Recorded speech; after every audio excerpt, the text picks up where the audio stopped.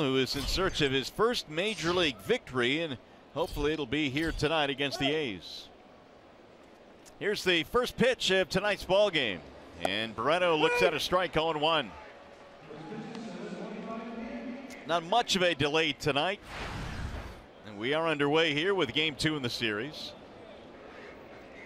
Barreto with a .200 batting average at this level, a wave and a miss, and the count is 0-2. Good fastball there by Bell at 94, thrown right by Barreto.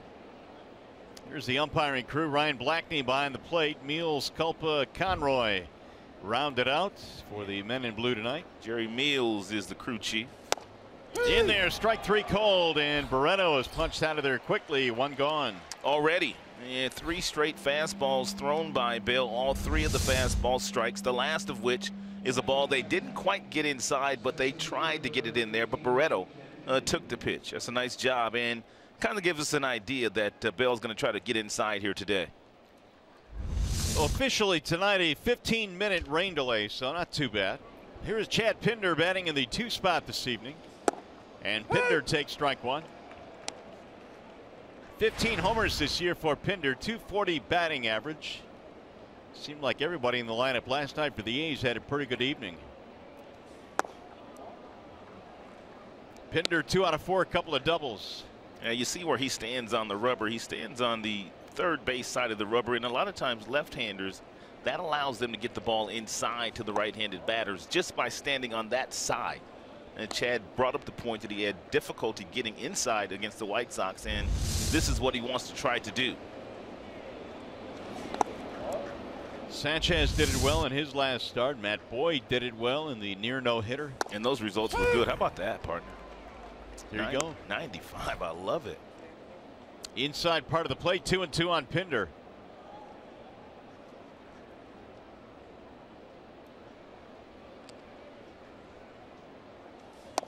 And he got him, strike 3. Again, he busted him inside and got the inside part of the plate. Pinder disagrees. He has thrown more fastballs, partner, already to the first 2 batters here tonight than he did in his entire 76-pitch outing against the White Sox 5 days ago. And by him starting to go inside like this, it's going to start to get some of the right-handers to start to cheat. And then that's when Bell can go to that changeup and that backdoor breaking ball to get some soft contact. So he appears to be executing the game plan early on here. Jed Lowry stands in. Switch hitter looks at a strike, 0-1 as the lefty Bell continues to pump in strikes. 3 RBIs in the ball game last night for Lowry, now 59 for the year. A little bit outside, 1-1. And Lowry probably has been their most consistent hitter all season. They have some guys that have big power, but none the consistency that Lowry has had all season from both sides of the dish. 1-2. Bell also working quickly out there too. He's getting that ball back from McCann, getting right back on top of that rubber and ready to get his next sign. It's the same way Boyd worked in his last outing, very quick. Yeah, shades of Matt Boyd, even the delivery. That's pounded foul, back out of play. Now he can go outside now with a pretty good changeup, and if he locates it, even a good hitter like Lowry, he might get a swing and miss, or he might get in a rollover to the shortstop. Tigers tonight trying to slow down an Oakland team that last night pounded out 14 hits in the ball game, and they've been playing some of their better baseball. The 1-2 just outside. Bell thought he had strike 3. Oh, he almost got him with that backdoor breaking ball. Oakland Athletics have won 9 of their last 12 games. It's a nice glove. Where was that? Apparently a skosh outside. Bell thought he had it. Here's the 2-2 outside, 3-2.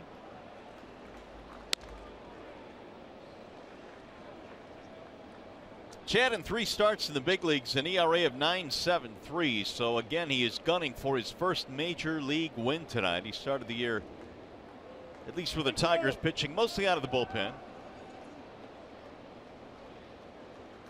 Here's the 3-2.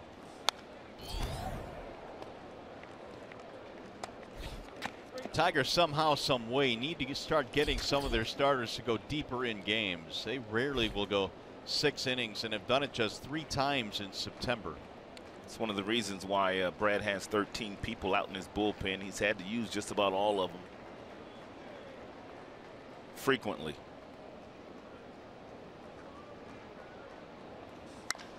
High towering drive to center field, hit pretty good, but Collins going back, drifting to the warning track to make the catch, and a 1-2-3 first for Chad Bell.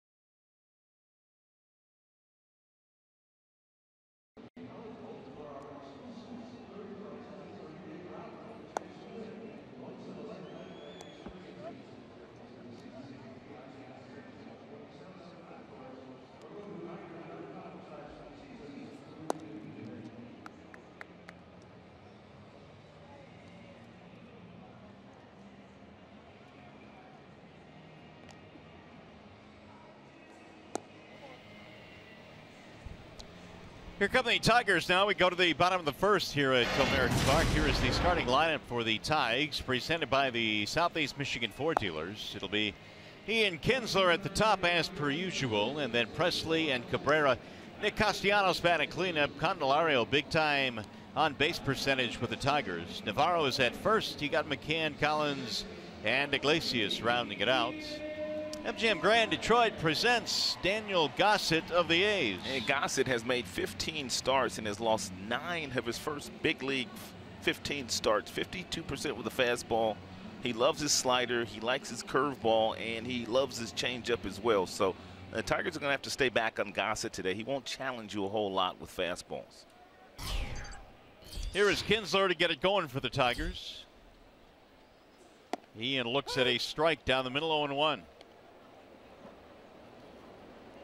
Double homered last night for Ian. He's got 19 homers now. 18 of the 19 solo shots. Looks to bunt, and he missed for strike 2. Great idea. And Chapman down at third base, not thinking that Kinsler would bunt. He was about 10 steps behind that bag. If Ian would have gotten it down, he could have walked to first base.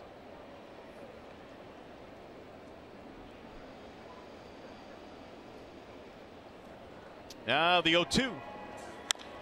Ian sends a high fly ball to right field. It'll be Canna waiting under it. One gone. Let's take a look at the A's starting defense, brought to you by Tim Hortons. Davis, Pindor, Canna in the outfield. Chapman, Barreto, Lowry, Olsen in the infield, and Garneau is the starting catcher here tonight. Maxwell was the starter last night. Here is Presley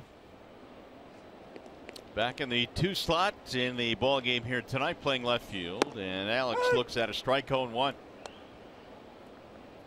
He has had a really good month of September, 364 this month. He's been pretty good in that number 2 slot. I would imagine that's the reason why Brad took Candelario out of the 2 spot and gave it back to Presley. It's gotten even better as he drives one to the corner. This will be extra bases. On his way to second, maybe third. He's going to take the turn. Here he comes. Presley to third base. The throw, the tag. He is out at third. Presley started to hesitate as he got towards second base, and it looked like he was thinking about stopping. He was trying to pick up Dave Clark. Dave Clark was telling him to come to third base, but Presley started to slow down as he got to second, and I think that's the reason why he didn't make it safely. Looks like a straight changeup that he hits right off the end of the bat, but it goes down in the right field corner. And as he approaches second base, there's indecisiveness, and he kind of slows down, and that's one of the reasons why he didn't make it. Yeah, it was just that one stutter step that cost him. Yes, it was. So Presley is credited with a double. 2 outs now for Cabrera. The put out of Presley goes 9-4-5. Miggy was hitless in last night's game. He'll foul that back out of play 0-2.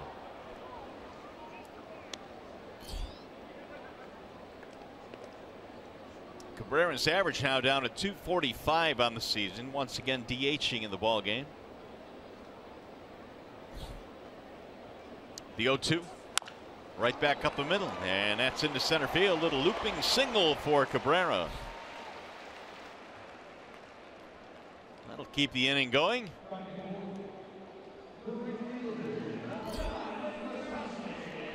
And now Nick Castellanos.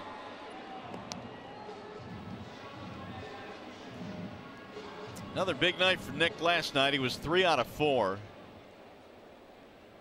Marching that hitting streak to 15 consecutive games. That is a career high for Castellanos. And last time a Tigers player had at least a 15-game hitting streak, you got to go back to 2013. That was Miguel Cabrera.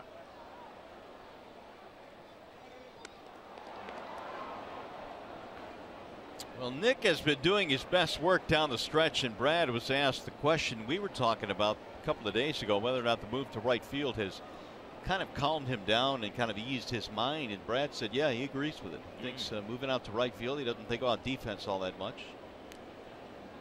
Well, that's the mental part of the game. Yeah, we were having that conversation, and we were kind of thinking the same exact thing. He just looks a little freer. The 0-1. Swing and a miss, 0-2. It's a good breaking ball there by Gossett.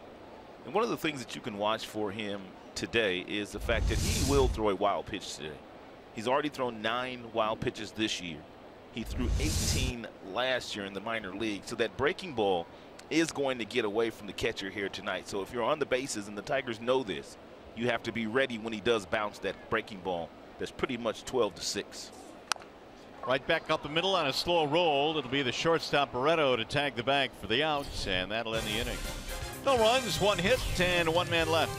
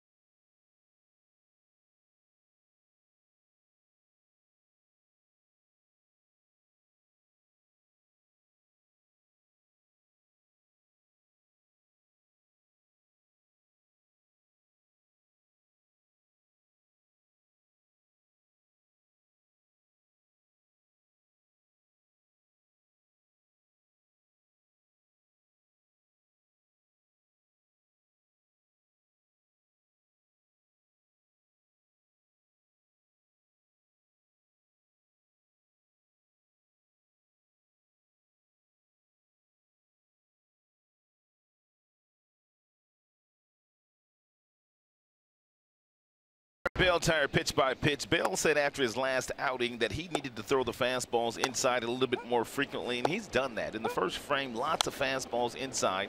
A couple of strikeouts looking. He got all the way up to 96 miles an hour, and it looks like he's made the adjustment, the arm slot adjustment, to allow him to get that fastball inside to these right-handers. It was actually a Chad Bell pitch by pitch. Yeah. There's a strike called on Chris Davis. It'll be Davis, Olson, and Healy here in the second. Bell, a couple of punch outs and a fly out. And now he goes to work in the second. Pounded foul back out of play 0-2. Davis batting just 185 this year against left-handers, and 4 of his 39 homers against left-handers, only 18 RBI. That's kind of shocking. That's very shocking. I mean, for a guy that does as much damage as he's been able to do, not much against lefties. 1-2 on Davis. 39 homers, looking for that 40th. He hit 42 last year. And Davis played his college ball at Cal State Fullerton in California. Good baseball school. The 1-2. 2-2 the count.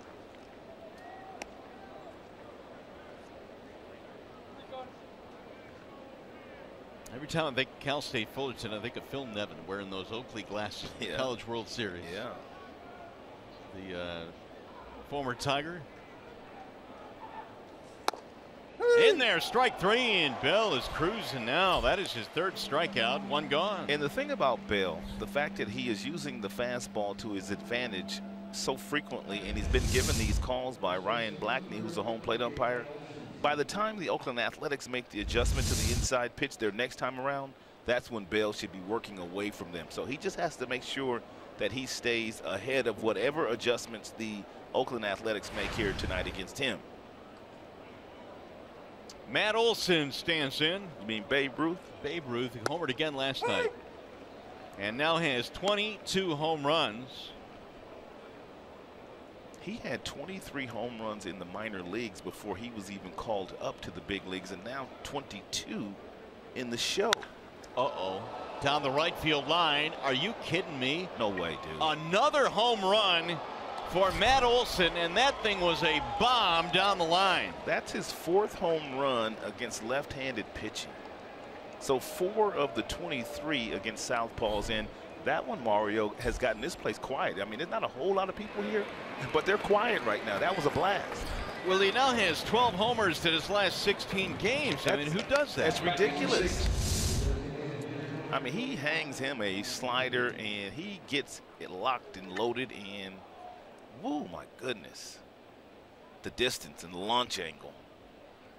Them sliders go a long way.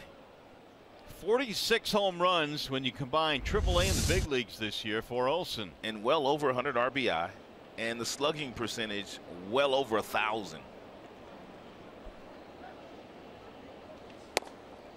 Strike called on Ryan Healy.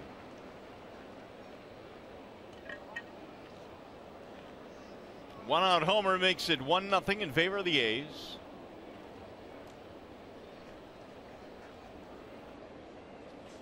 Swing and a miss. He chased up top and could not get there at 94 from Bell.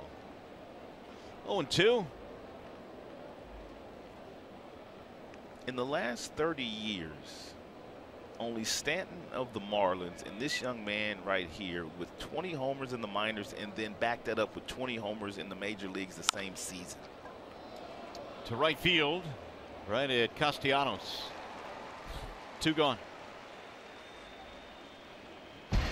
Here's the AT&T reliability stat of the game. Most home runs in a 20-game span. Rookies in Major League history. Olson and 14 with McGuire and Rudy York.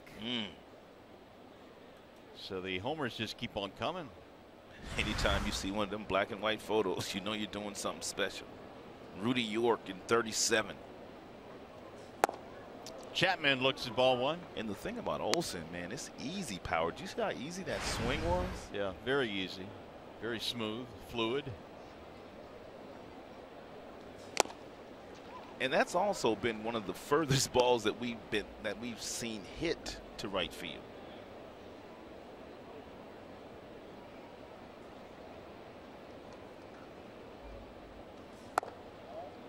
2-1 on Chapman.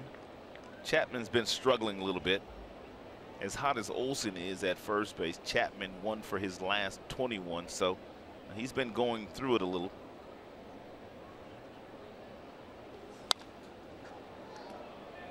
That's what happens when you're struggling. You get that 2-1 fastball right down the middle and you foul it straight back. He made a play at third base last night that was very good on a hard hit ball behind the bag. Really good defensive third baseman, but as you mentioned, the stick is in a slump. Not no more. Well, until that swing. The slump is gone, and that is a long home run. These swinging A's, man. Chapman hits his 13th. Couple of solo shots here in the second. 2-0 A's.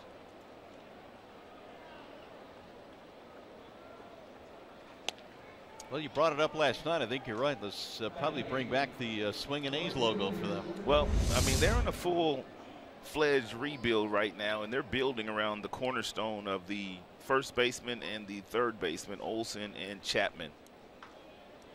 What did Olsen think of it?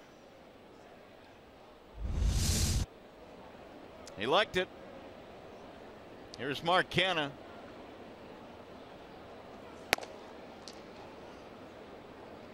Canha playing right field tonight. Oakland got some big old boys too, man, don't they? All these dudes, man, are some huge boys. Like they live in the weight room.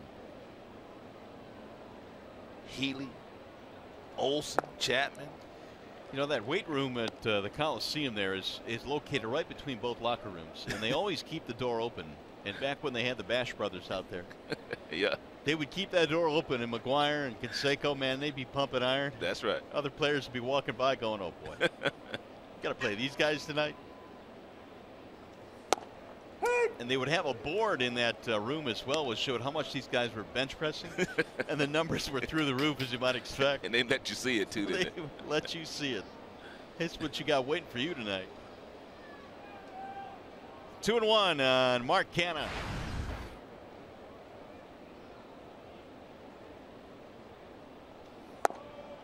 In there, a strike call. 2-2. Canha disagreed. So Bell had a very good first inning, 1-2-3, but he has surrendered 2 homers here in the second.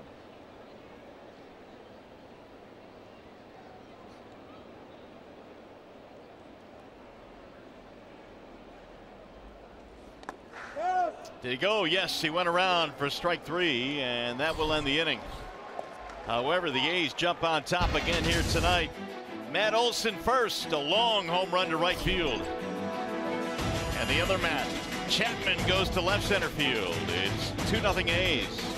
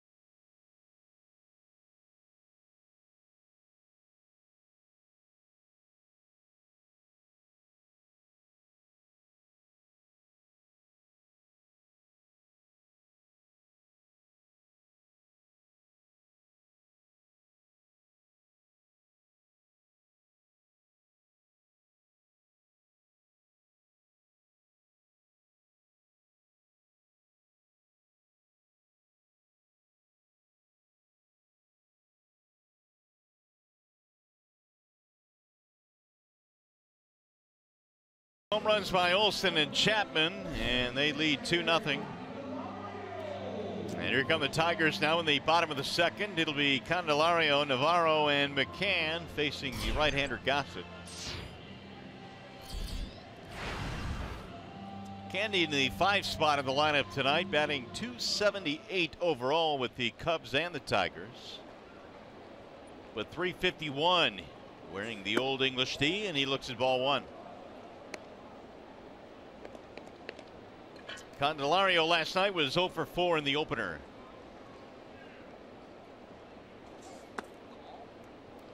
Two and 0.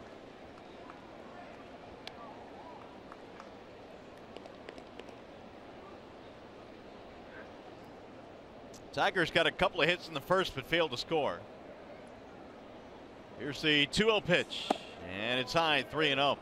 This is what Candelario does really well. He will work the count in his favor. He's got 10 walks this year. His on-base percentage is .456. Trying to reach here to get things going in the second. He'll take, it's a strike on the inside part of the plate, 3-1.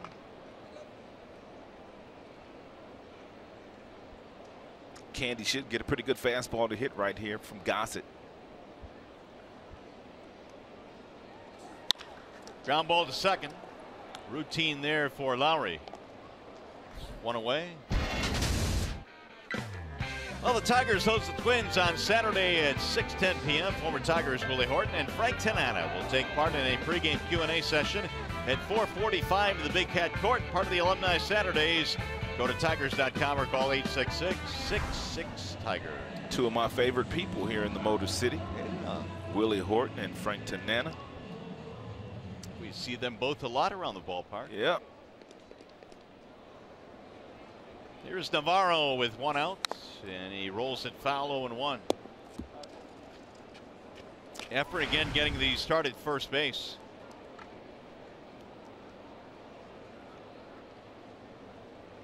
He has spent 11 years, parts of 11 seasons in the minor leagues. And really, when you look at his numbers, his career average in the minors is .295. Pretty good.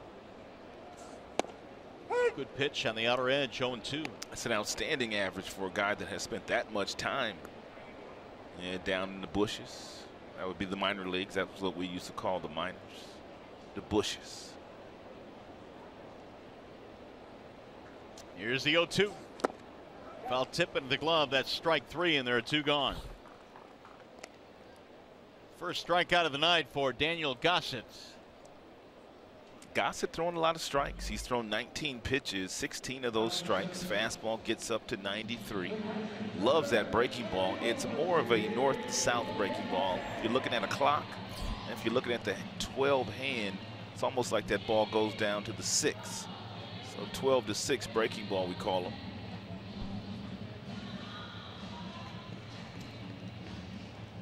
McCann now with 2 outs. James at .261 was held hitless in the ballgame last night.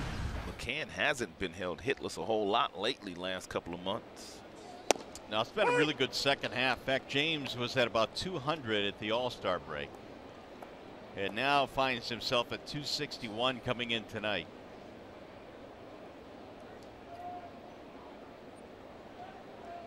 The 0-1.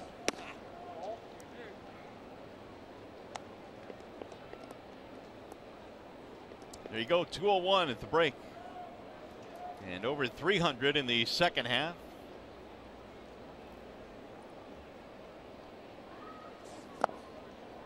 One and 2.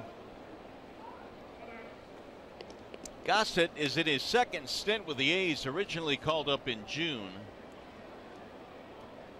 This is his 16th major league start. His last couple of outings have not been too bad. One against Houston, one against the Boston Red Sox. He won against Houston. He lost against Boston, but he pitched well in both games. 24 years old, out of Spartanburg, South Carolina. He is 6 feet, but only 177 pounds. Like Tim Hudson used to be about that size. Yeah. Tim Hudson was really good pitcher for Oakland and Atlanta. Got him. Strike 3 called. McCann is out of there. A 1-2-3 inning. Well, it's our piece of history tonight. When we come back, we'll take you inside the Authentics kiosk here at the ballpark.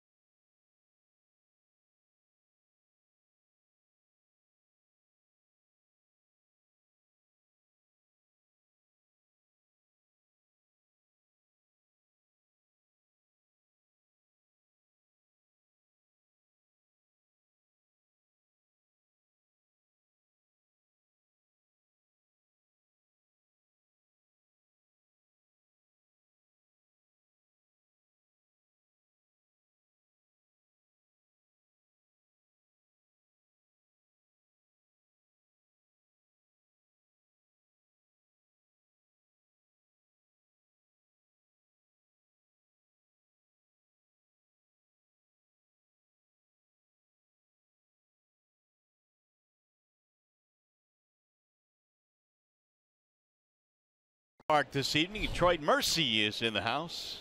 The Tigers trailing the A's in this one. Hey, enjoy a Baseball Oktoberfest this Saturday when the Tigers take on the Twins at 6:10. Get a ticket for Oktoberfest at Hockeytown Cafe. Beer in a pint glass for one low price. Go to tigers.com/Oktoberfest for details. Chad Bell back to work now as we go to the third, and a swing and a drive to center. It's going to be a base hit for Dustin Garneau. And that is a leadoff single. We check in now with Matt Shepard in a Chrysler game break. Mario, this is great stuff right here. Mark Himmelstein is the Detroit Tigers Authentics director, and this is kind of his little home away from home besides his office. You get so many things here, Mark, for people to come by and get. How do we know it's authentic when they come here? Sure. So the Major League Baseball is the only professional sports league that has an authentication program. So right now down in the camera well by the Tigers dugout is an MLB authenticator who's watching the game, monitoring what's going on, and affixes a hologram to every baseball or every broken bat as it comes off the field. I'm amazed how many people actually want baseballs instead of all the other things that you have to offer. Why do you think that is? Well, there's something for everybody, right? Some people want to spend $10, $20, $30. Some people want to spend $5,000, $6,000. Just depends on what you're collecting. We get a lot of people that want game-used baseballs from that night's game. It's our first game here. It's an anniversary. It's our kid's first game, birthday. It's a great souvenir. It's the ultimate souvenir, right? When you come to a ballpark, you want to catch a foul ball. Not everyone can do that, so you can take home an authenticated game-used ball from that night's game. And when you get home, you can actually look it up and find out what happened to the ball, who pitched it, who the hitter was, how fast the pitch was, all kinds of information. So you got great uniforms here. You got the caps, of course, as well. There's a ton of pictures, too. What are some of the things that people are most fascinated by? This would pique my interest because he's my favorite player, but I love this piece right here, Mark, and it's only $170. The last pitch that I was at Tiger Stadium, and then you get the first one here at Comerica Park. It's actually about the only thing we have here that's not authentic. There's no dirt, there's no game-used jerseys, there's nothing part of it, but it's just a classic image like you suggested, and people like buying that. It's a very popular photo. All right, the most expensive thing here in this kiosk that someone could come and purchase is what? Sure, right now we have a Miguel Cabrera home run bat down at the other end. $5,000 is the price. But right now on MLB auctions, we actually have Miguel Cabrera's 460th home run, which was from the Players Weekend. It's the yellow Venezuela bat that he used. Sure. Right now it's at $4,000. The auction ends on Sunday. So people can go on there and bid. Here's what else I like. It's not just $4,000, but how about this? You get something like this, fellas, it's dirt. This is $10, right? So authenticated dirt from opening day. We collect a bucket after every opening day and make these little bottles and other collectibles for people to purchase. Guys, so you can afford the $5,000 bat. I need something dirt cheap. So I'll buy this. Sign me up for the dirt. All right, Chef. I'm in on that dirt too, Chef. Well, it does surprise me, Rod, that the most popular article down there is a baseball, because we watch fans dive over chairs every night for those baseballs. Yeah, it's amazing what they do to try to get a foul ball. Jed Lowry is the batter as the A's have something going again here in the third. And it's not a shocker that Miguel Cabrera has the most expensive piece down there.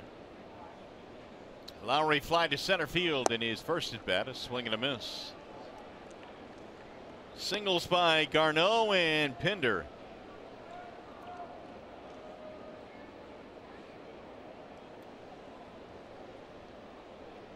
Shep will be joining the authenticator a little bit later in our piece of history telecast. And you'll see how that process works exactly when bats and balls come out of play and the holograms are affixed.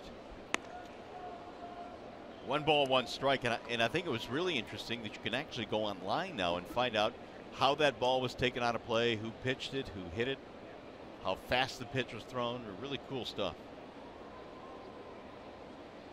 Here is the 1-1. Toss back. And Lowry in this particular situation, runner on third, less than 2 outs. He's been successful 16 out of 27 times, which is a little bit better than the league average of 50%. But you would expect that a guy that can handle the bat the way that Lowry can would be successful in these types of situations. He'll deliver again. That ball hit on a line to left center field. It'll get down, a base hit. Collins will get it. A run will score, and in with a double is Lowry, and the A's have added another. They lead 3-0. Well, Chad has to make an adjustment. His first time through the lineup, he threw a lot of fastballs, and he had success throwing those fastballs. 4 strikeouts through the first 9 guys, but he's come back and started to throw some off-speed pitches, and they've already made the adjustment. The last 3 hits that Chad has given up have been on off-speed pitches. You really have to continue to change from at-bat to at-bat, from pitch to pitch sometimes. And not only is it Chad that has to make the adjustment, but also James McCann has to recognize that as well. Very true. 4 RBIs in the series already now for Lowry. Second and third, only 1 out for Chris Davis. That 47th double right there for Lowry ties him with the Oakland Athletics doubles record. Oakland history. I know he is 3 shy of the American League high right now, which is Jose Ramirez. That ties him with Jason Giambi. Here's the 1-0. It'll bounce in. Good block there by McCann, who kept his body in front of it.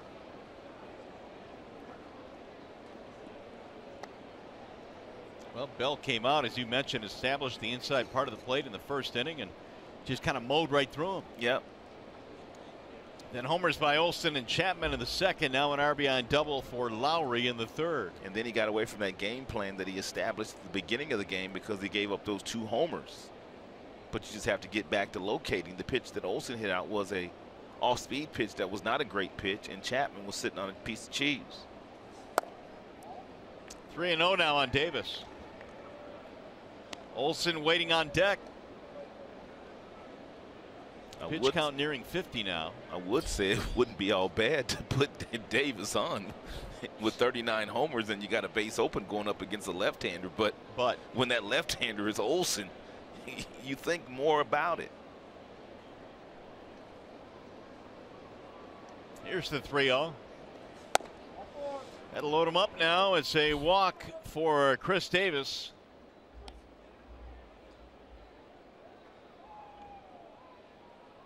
That'll bring Rich Doobie out, the Tigers pitching coach, having a chat with Bell, who's in a heap of trouble here in the third with Olsen coming up and the base is full.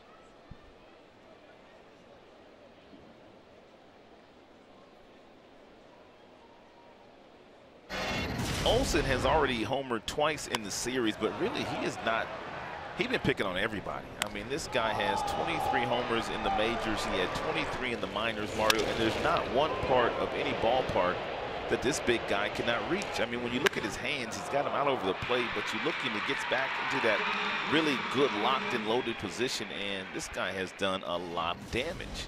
This was just a hanging breaking ball that went about 421 feet, his first swing of the day. Can you remember seeing a ball go that far in that direction in right field? You know, when you mentioned it, I was trying to think of anybody hitting a ball that deep straight down the line, and nothing comes to mind. Big swing there, 0-1. That's a better breaking ball. That's a better located breaking ball at 82 there, thrown by Bell.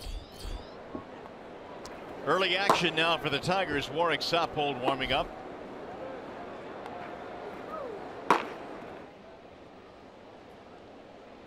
Bases are loaded.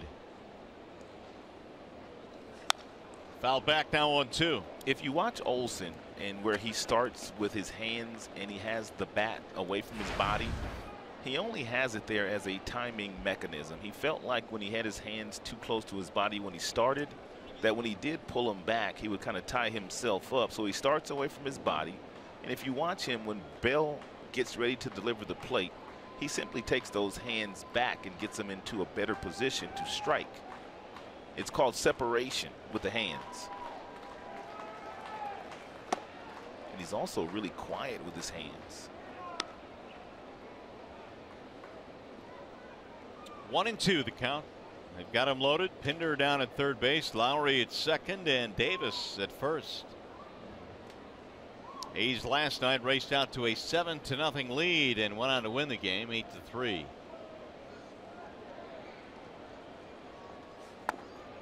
It'll sail low and away. Now it goes 2-2. He's thrown him so many breaking balls. I would not be afraid to come with a fastball here against Olson, but you got to locate it. He's got one more now than Rhys Hoskins for rookie since the All-Star break. 19 for Olson, 18 for Hoskins. It's more than Judge, more than Bellinger. Here's the 2-2. Outside, 3-2 now the count on Matt Olson.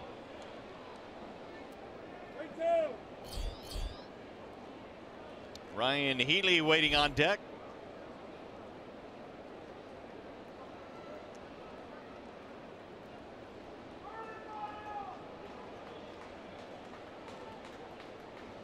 Here's the 3-2.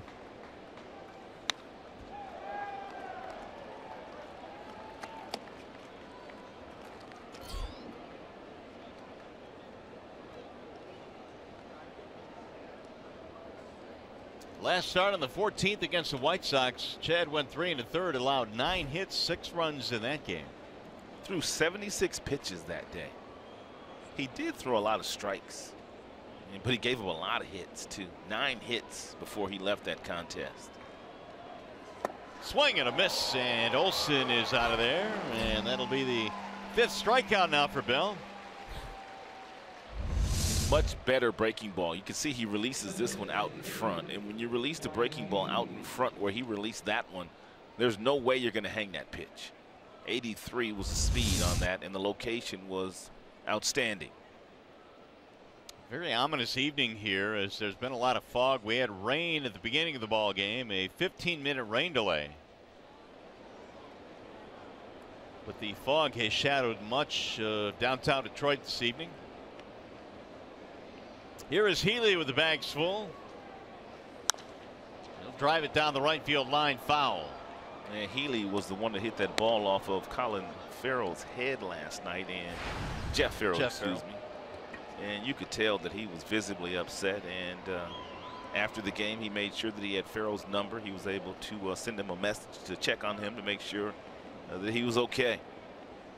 Jeff said he got a lot of text messages and phone calls today, and Ryan Healy was, you could tell, really upset down at first base. Yeah, Farrell said he got text messages and calls from just about every teammate he's ever played with. Rip foul down the left field line.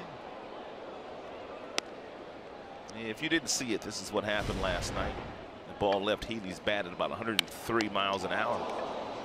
Farrell grabbed his hat and ran toward the Tigers dugout before he was met by head athletic trainer Kevin Rand and Brent Ausmus.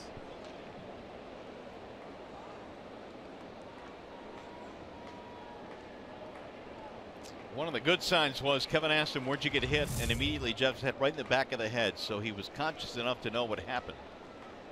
And had his CT scan last night, and so far so good.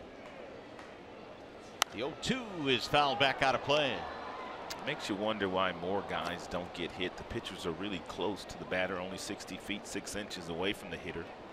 And some of these guys are so big and strong and physical. The balls are leaving their bats at 105, 110 miles an hour. It's hard to get out of the way if something hit that hard at you. There have been some pitchers that have been experimenting with those adjusted hats where they have the plastic insert. Right. Outside and high, 1-2. I don't know how technology is going to continue to advance in that, in terms of making it look better and become lighter, and you know, so you really don't feel like you've got something heavy on your head. Well, a few years back, Major League Baseball forced all the first base coaches and the third base coaches to start wearing helmets, and they're even further away than the pitcher is. Right.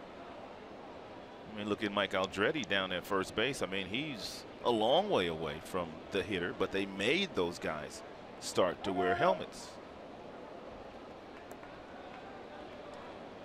Now McCann out to the mound. 1-2 the count on Ryan Healy.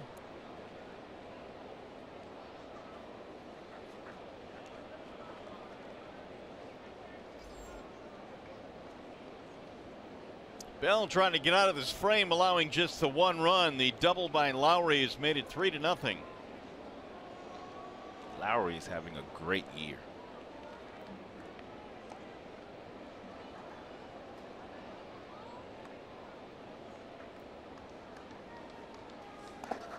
Good block by McCann. 2-2 now. Should Healy reach, Chapman waiting on deck. It's the 7th man at bat in the inning, and now you see Bell has reached the 60 plateau. This after a very quick first inning.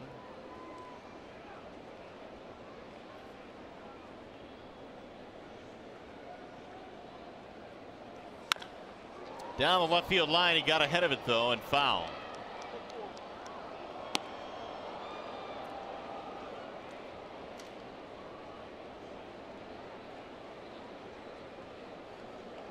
2-2 on Healy.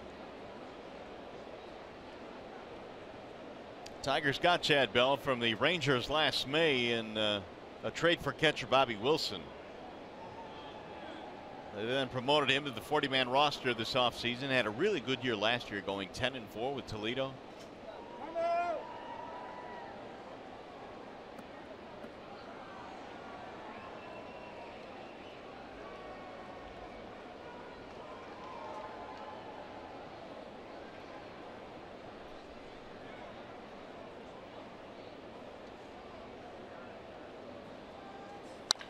Line drive on 1 hop. Nicely done by Iglesias, who will get the force at second to retire the side. They'll settle for 1 run. Gets a married man off the infield.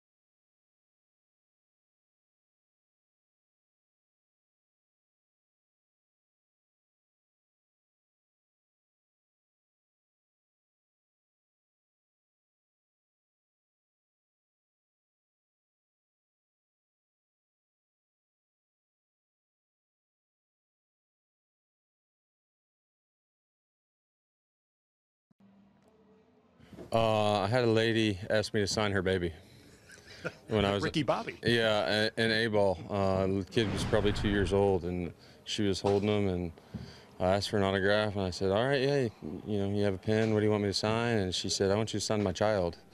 And I said, "All right," and I signed the kid's arm. Yeah, so I was kind of caught off guard. I didn't really know what to do, so I went ahead and signed the kid's arm. Alex Wilson had to make the call there, and that's our 1-800 call. Sam called to the game. He decided to sign the child's arm. Wow. And that's, well, I'm sure they get stranger requests than that. That's the first time I've heard something like that. Here's Tyler Collins to get it going now in the bottom of the third. Tigers down by 3. And we check in with Craig Monroe's down on the field tonight, and actually he's on the set. It's kind of misty and rainy out, so we don't want Simo to get wet, right, Simo? That's right. There's a little chopper hit slowly to the left side of the infield. Nice running scoop. Barreto's throw is in time. One gone. Nice play by Barreto. See, what is the strangest thing someone wanted you to sign?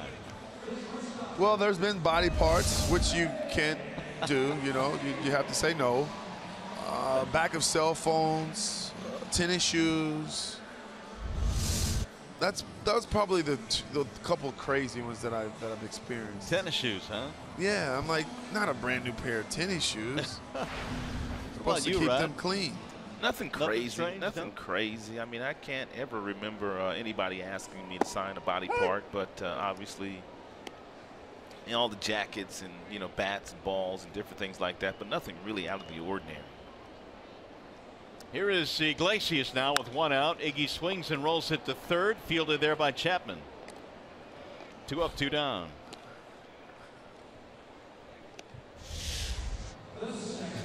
Oh, this is Simo signing a bobblehead. Now, did you pick that spot? No, I did not. She did, but Yeah. I had to oblige, so I did. I took care of that. See, looked like you had enough padding back there to put your whole name out there. Here's Ian Kinsler now with 2 outs. Well, what do you think about these swinging A's? See, I mean, this is a ball club now that just continues to swing the bat pretty good. Yeah, that Olsen kid has been very special, been impressive in these 2 games here at Comerica Park. He's actually made this place look really small. One of the 2 home runs that the Athletics have hit. The other, of course, off the bat of Matt Chapman in the second. Well, Oakland's going to get a new stadium, I believe, in 2023. And Billy Beane, their general manager, said the only way they're going to have success in the new building is if they rebuild and they have a lot of really good young players. Hammer to left field. That ball hit well, and Kinsler has gone deep. Ian heating up down the stretch. Homered last night. He homers tonight.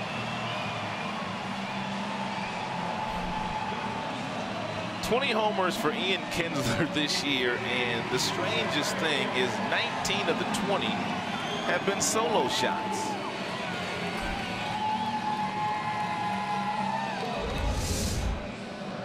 He got him a 4-seam fastball that was right down the middle that was sitting on a tee for Ian. It was right around the belt buckle, and he lifted and separated, and he found that Tigers bullpen for the 2nd consecutive night. Tigers are on the board. It's a 3-1 ball game. Just to finish that thought on what Billy Beane was saying, when they do move into their new ballpark, they have to have a lot of young, controllable players to give the fans somebody to get behind so they'll come out to the new stadium. Well, that's what you said, 2023. So Right. that's what, 6 years from now. Yeah. And guys like Olsen and Chapman at that point. Well, they'll be in their primes, They'll be hopefully. in their primes, yeah, but they'll also be probably do big paydays. Here's the 2-0. And that's what he's hoping. He's hoping by the new revenue from the new building, Gotcha. it will allow them to keep some of the players they've had to trade in the past because those players had simply outgrown that market in Oakland. Meanwhile, 3-0 on Presley. 3-1. Alex had a double, was thrown out trying to stretch it to a triple in the first.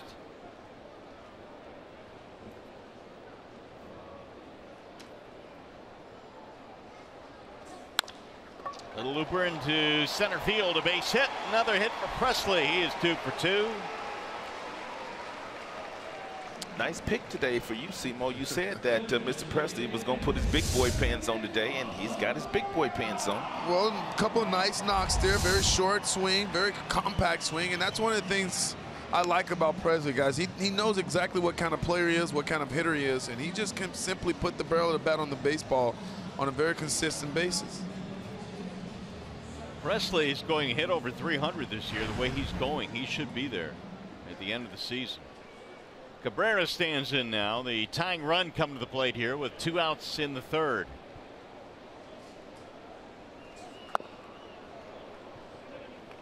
Oh, and 1 on Miggy. Now, Rod, you talked about this a lot, but man, you see that front side of Miguel Cabrera is just opening wide open there. Yeah, and usually you don't see Miggy swinging at breaking balls that are in the dirt on the very first pitch of an at-bat. Obviously, he's looking for a fastball, but he's cheating on the fastball, and when you cheat on the fastball, you get a breaking ball. Sometimes even a great hitter like Miggy can't hold up.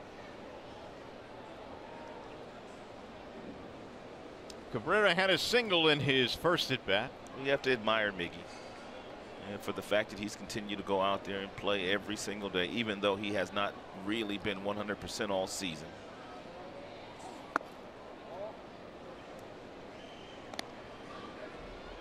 Very easily at this time in the season, with his ball club out of the race, could have decided just to cash in his chips and reload for next year, but he knows that he's become the face of this franchise, that he needs to play every day, and he just continues to go out there. It's been a different year for him. We have not seen many smiles out of Miguel Cabrera this year. I mean, he's always smiling nightly, chopping it up with the base runners when they come down to first base. It's just been a different year for him, Simo. Yeah, it has been. Been a trying year for Miggy. Again, he's been so good throughout his major league career. 13, 14 years where he's had, what, 30 homers, drove in 100. But this year in particular, guys, just doesn't seem like himself in the batter's box. Like even watching him right now, seems like he's rushing a little bit, not picking up the baseball as well as I've seen him look in the batter's box. So let's just hope, though, here he can come up with a big swing on a 2-1 count. Good fastball count here, and he can tie this game up.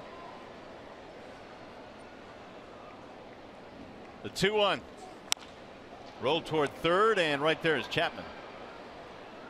And in the inning, Tigers get a run on the homer by Kinsler. When we come back, Matt Shepard will be next to the authenticator down by the dugout.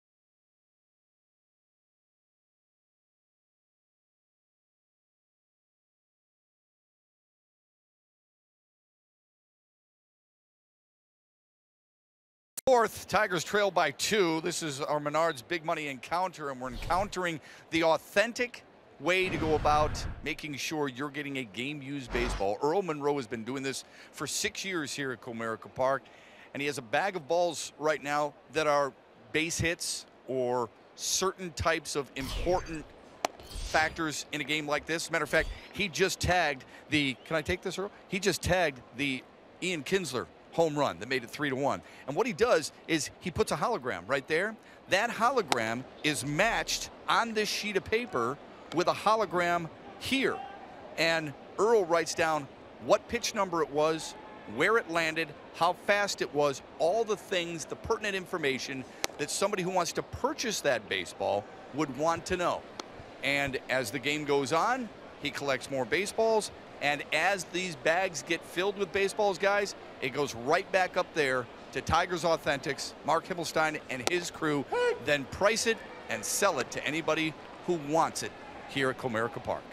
Earl's got to pay attention, doesn't he?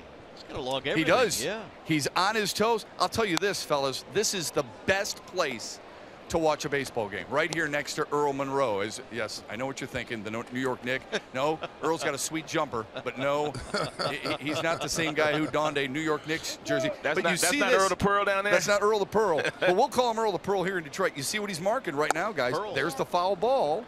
He puts a hologram in his book to authenticate it, and the hologram, the smaller part of it, goes right there on the baseball. So you can track it, and you can know exactly where that ball came from and the situation that it was encountering as you purchase it. Pretty cool, Shep. Thanks. Yeah, really cool. Yeah. I did not know this. This is something, you learn something every day, guys. Yep. This is so cool. Didn't know it either. Part of our piece of history telecast here this evening, showing you all of the ins and outs of all the memorabilia around the ballpark. Here is Mark Canha now after a leadoff walk from Bell, and there is ball one.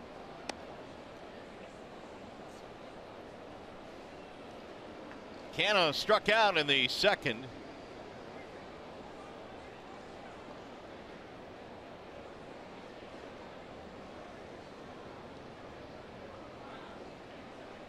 Here's the 1-0 pitch, and it's lifted in the air right side. It'll be Kinsler racing back to the edge of the grass.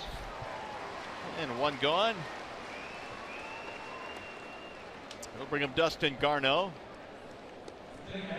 doing the catching tonight for the Athletics. Simo, I heard you guys having a conversation down there during the pregame show. You, John Keating, and Matt Shepard. You were talking about has the selfie replaced the autograph? Do you get? Do you take more pictures now, more so than you sign? I believe I do, Rod. It's all about the selfie these days. And matter of fact, I'll go as far as to tell you that it's the autograph signing, the autograph signature, and the selfie, holding the ball or the bat or whatever it might be. But it's good interaction with the fans, and I think they love it, that they get an opportunity to see some of their favorites, baseball players and stars, and to get autographed or to even be asked still feels good to me. So I'm not nearly as popular as you are, but when I sit down there on that set, I feel like I'm taking as many pictures as you get asked to take pictures. I mean, that is prime area right there for fans to get pictures and autographs. Prime location. Speaking of not being as popular as someone, John Keating and I were in Chicago earlier this year waiting to head back to the hotel after a ball game, and a gentleman approached Keating and said, "Hey, would you mind taking a picture and an autograph?" And look out, John. And John says, "Well, Mario caught in the picture." The guy says, "No, just me and you, John. It's good." You can't believe the pictures that Simo takes down here. It is, and then people get a little pouty if he's busy doing the the little TV thing that we do. Oh, you cannot. Oh no, if you they're don't yelling take at one, me. If Dude. you don't take one, you're in trouble. You feel bad if you don't take one. Oh, they're yelling. Come over here. Come on. I'm like, I'm trying to do the show, guys, but after the show, for sure, I'll come over and I'll sign all of them. But sometimes they understand, Rod, Mario. Sometimes they don't. No, you're absolutely right about that. Here's the 2-0 to Garneau, and he looks at a ball. Now, what is the etiquette in your mind, Simo, in terms of if a fan sees a player, say at the team hotel or on the street on the road, I mean, when can you and should you not ask for autographs?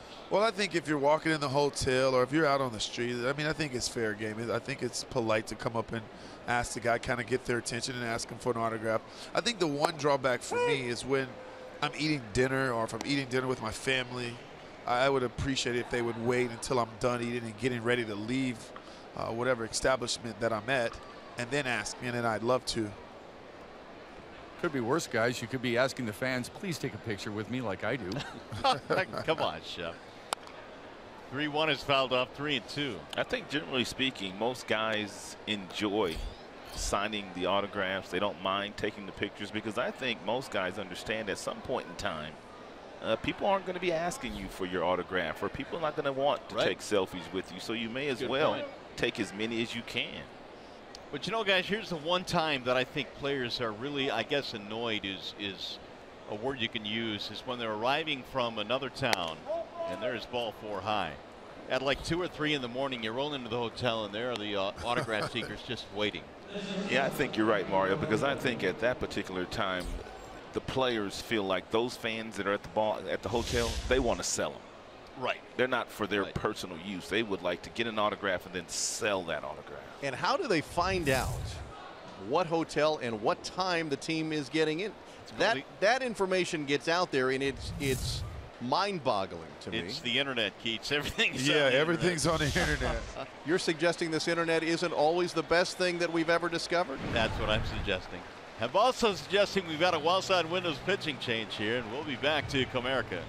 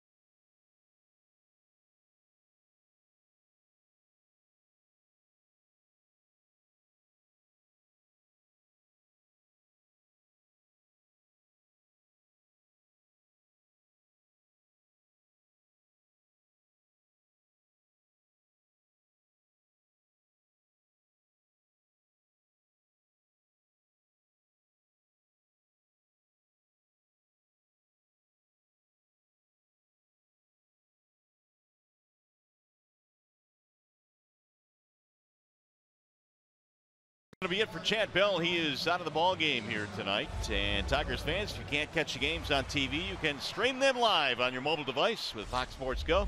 Download the app and take Fox Sports Detroit and Tigers baseball with you wherever you go. All right, Tigers go to the bullpen here, and Warwick Saupold has come in now for the Tigers. Yeah, Saupold has pitched a lot lately. Yeah, pitching in his 41st game here tonight. The ERA has inched its way up over 4.5 now for Saupold. 37 strikeouts. He's walked 28. That first one up and in to Barreto. And Warwick, not known as a strikeout pitcher, but a guy that usually creates some kind of contact in the first 3 pitches that he throws to any hitter. And that's exactly the way that he likes to pitch. He's not looking for strikeouts. Barreto a ground out and a strikeout. That'll dive in for strike 1. 1-1. Couple of walks in this inning, Chapman and Garneau, and that has put 2 men on again. The A's had men on base all night long, seemingly last night. Now the 1-1. Another breaking ball. That one just missed hitting the outside corner. And Warwick thought that was a strike. He had a long pause and a long look in at the home plate umpire, Ryan Blackley, after that last breaking ball was called a ball.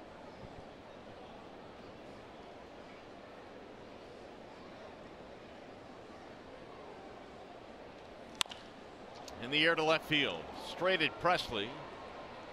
And the runners will hold. 2 gone. And Barretto's 0 for 3. There's Chad Pinder. Chad Pinder has played 5 different positions for the Oakland Athletics this season. Last night he made his first start in center field. He's back out in center field again here tonight. It's one of the positions the Oakland Athletics are looking to fill in the near future. They're trying to find a consistent center fielder.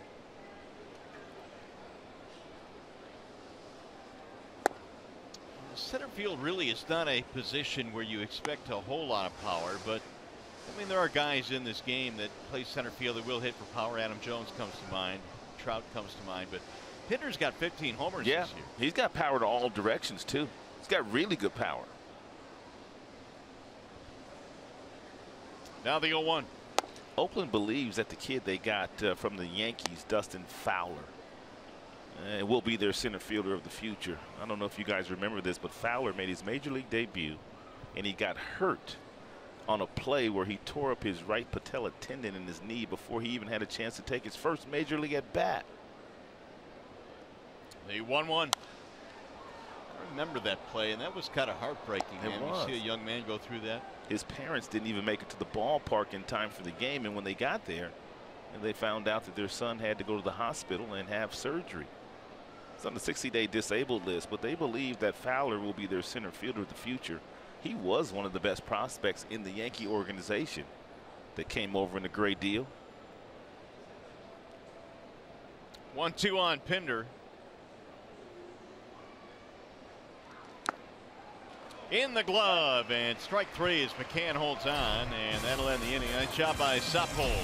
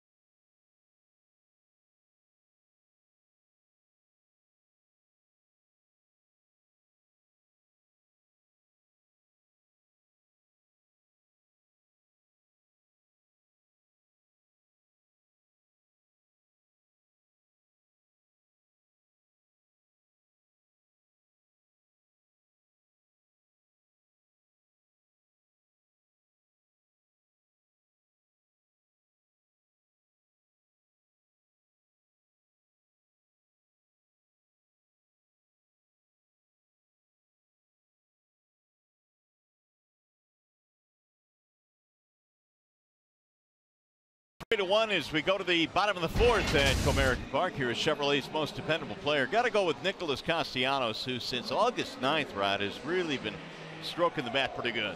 Take a look at where he ranks. I mean, in the American League, hits 3rd, extra base hits 23, tied for 2nd, tied for 1st in RBI.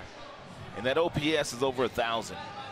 And Nicholas Castellanos has really taken to batting in that number 4 spot. His numbers have gone way up since Brad has put him in that slot. The fog continues to roll around the ballpark here tonight. It's been a very ominous look to the yard this evening. Had a rain delay of about 15 minutes before the start of this one. And meanwhile, the Tigers really have not been able to figure out Mr. Gossett here so far, who came in 15 starts this year. He's lost 9 games. Now the 1-0. Hard hit ball to the shortstop on a backhand, Barretto. And 1 gone. 0 for 2 for Nick. It's the second time tonight that he has hit a ground ball to the shortstop.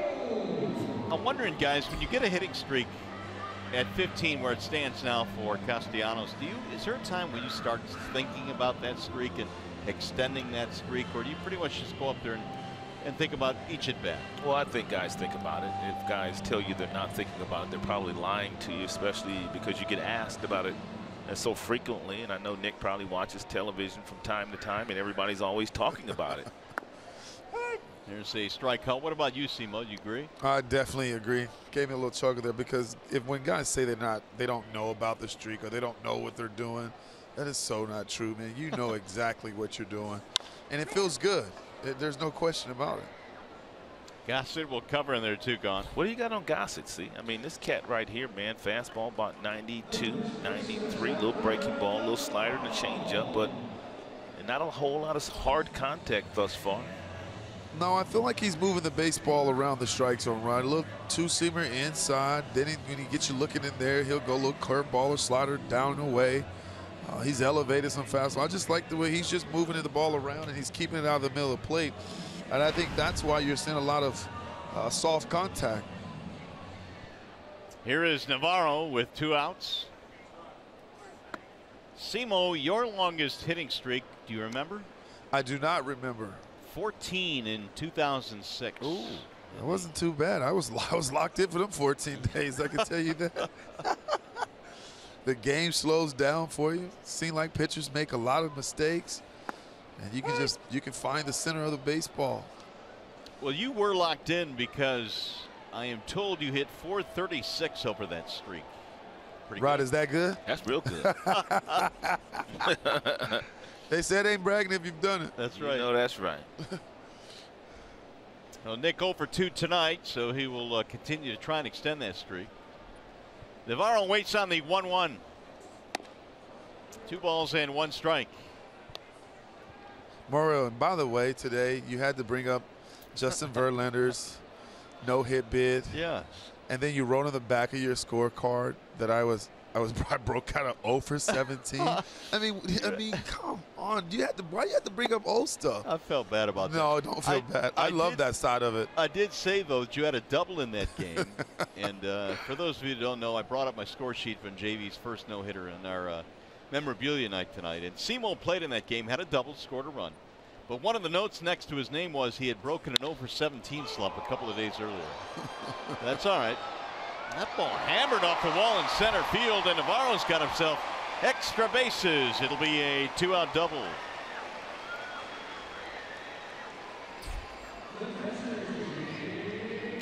That'll bring up McCann. Navarro had a couple of pretty good at-bats in last night's game. Here's that four-seam fastball that is right down the middle, sitting on a tee for Navarro, and he smokes it over the head of Pinder. And we told you Pinder playing in only his 2nd game in center field. Guys, I almost picked Navarro today and picked the stick, but I opted to go with Alex Presley. I feel like he'd do something today. He made a nice pick. Mikey Mytook wasn't in the lineup today. I couldn't go back to that well because it was running over. I needed all the points that I could get. You leaned on Mikey again? Oh, I was going to lean on him. I was going to lean on him again, Rod. I was. McCann loops one back a second and over the head of the second baseman Lowry. That'll get a run in. Navarro comes around to score. It's a 3-2 ball game. Easier said than done, but Lowry never really turned to run after that ball. It's almost like he just kind of got caught in between and kind of started backpedaling. And because of that, when he did reach up with the glove, the ball went right over the glove, but he never really ran to get there. 2 outs, Navarro going to score, no problem. Line drive in the books, fellas. Line drive in the books. Doesn't matter, does it? Nope. Bleeder, whatever you guys want to call it. It's a linea. That's a line drive in the books. RBI 46 for McCann, and now here is Collins. And Tyler looks at ball 1. Tigers now have 6 hits in this game. Collins a bounce out in the 3rd.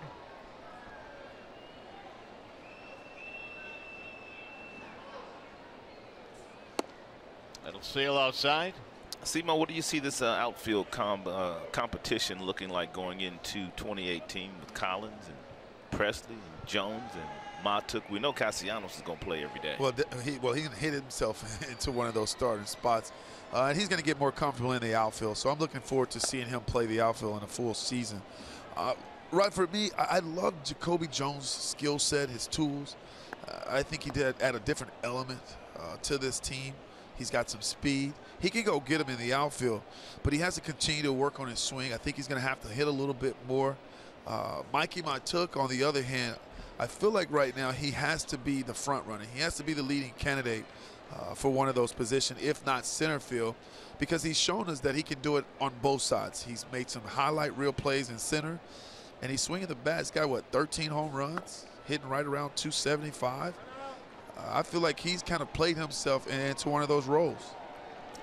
I agree with that, but I wonder how much spring training will have an effect on the club when you have guys that are not established veterans like they've had here in the past. The Uptons, the J.D. Martinez, you know those guys were going to be in the lineup regardless of what they did in spring camp. Do you think that'll have any bearing? It's going to be a lot of competition in spring training. It's going to be a lot of guys trying to win jobs, whereas in the past it hasn't been that way because, I mean, for the most part, since Brad has been here in the 4 years, he pretty much only has to make 2 or 3 decisions every spring training because the ball club was pretty much set. Yeah, it's a good point. It'll be much different next year. It was always just 1 or 2 bullpen spots or maybe an outfielder or an infielder. Scott Emerson, the pitching coach, is out to have a chat now, and things unraveling a bit here for Gossett, who got the first 2 batters, then a double, a single, and a walk. Yeah, boys are starting to get to him now. That second time through, you start to figure out exactly what he's trying to do to get you out, and you make the adjustment. So give the Tigers a lot of credit. They're making the adjustment now. Well, it started with Ian. Ian took him deep. That was the second time through. Base hit by Presley. Navarro with a double. McCann with a single, and a good at-bat by Collins. So 5 of the 8 have reached base safely second time through the batting order against Gossett. Here is Iglesias. A ground out, his only time up, 0 for 1. Ball 1. Pender has an outstanding throwing arm in center field. Davis you can run on. Davis does not throw well from left field. Dave Clark knows that anything hit the left, no problem scoring McCann from there. Pender, you're going to have to think twice. Canna in right field, he has an average arm.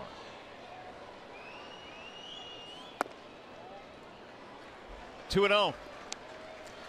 Just looking at the numbers of Gossett this year, in his 15 starts, he has only gone 100 pitches or more in 4 of those. That's it. Yeah, and not much above 100 either.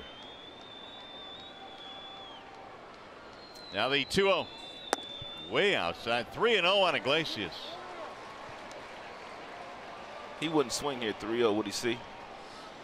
I don't think Iggy's swinging 3-0. Machado did it this year. You giving the green light? No. I'm just telling you, Machado did it. All right. It sounded like you were leaning that way. Yeah, it did. It sounded like it. He's taking, and it's ball 4. All of a sudden, Gossett having a difficult time with the strike zone, but some of that credit also has to go to the Tigers. Their plate appearances have been much better second time through.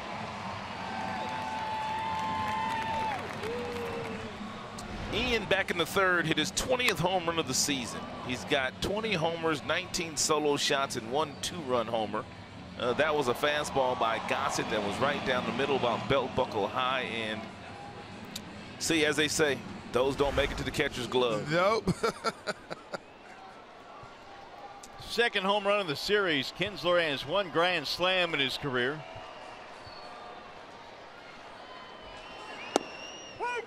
That'll dive in for a strike. Good pitch there, a little breaking ball there thrown by Gossett. Remember, I told you about Gossett earlier in the game. If you weren't with us, he has thrown 9 wild pitches already this year, and usually he will bounce that breaking ball when runners are in scoring position.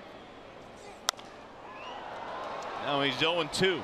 They have 81 wild pitches as a team, guys, which leads the majors. 81 wild pitches as a team. It's a lot. Yeah. They have a lot of numbers that aren't good numbers for them. They made more errors than most teams. A lot of unearned runs. Pass balls, unearned runs, strike out a lot. But the future is bright for them when you look at some of the players they have on the field. Yeah, you see that kind of thing, right? When you have a lot of young players, you go through some growing pains. Chapman going to handle this one, tag the bag for the Forest to retire the side. Tigers will settle for one when we come back. It'll be Shep catching up with a big time collector. That's coming up next.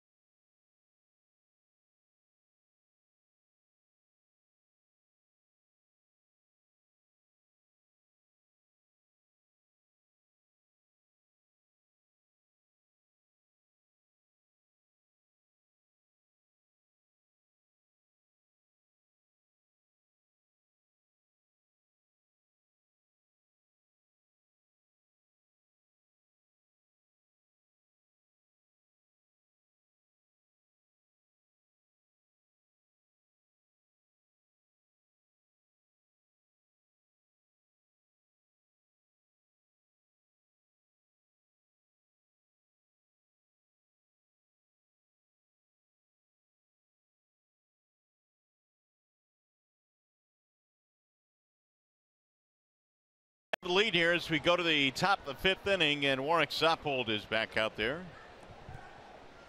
Warwick came on to get the final 2 outs to the fourth, and it'll be Lowry, Davis, and Olson. Middle of the lineup coming up here for the A's. The Tigers have out hit them by 1, but they trail by 1. Starter tonight, Chad Bell went 3 1/3, 5 hits, 3 earned runs. Lowry now with another RBI, 4 in the series, doubled in a run in his last at bat. He's got a great eye.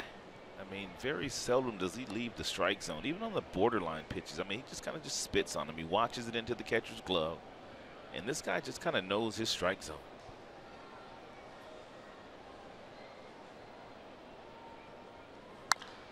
Popped up, shallow left field, and Iglesias back. 1 gone. Here's Davis.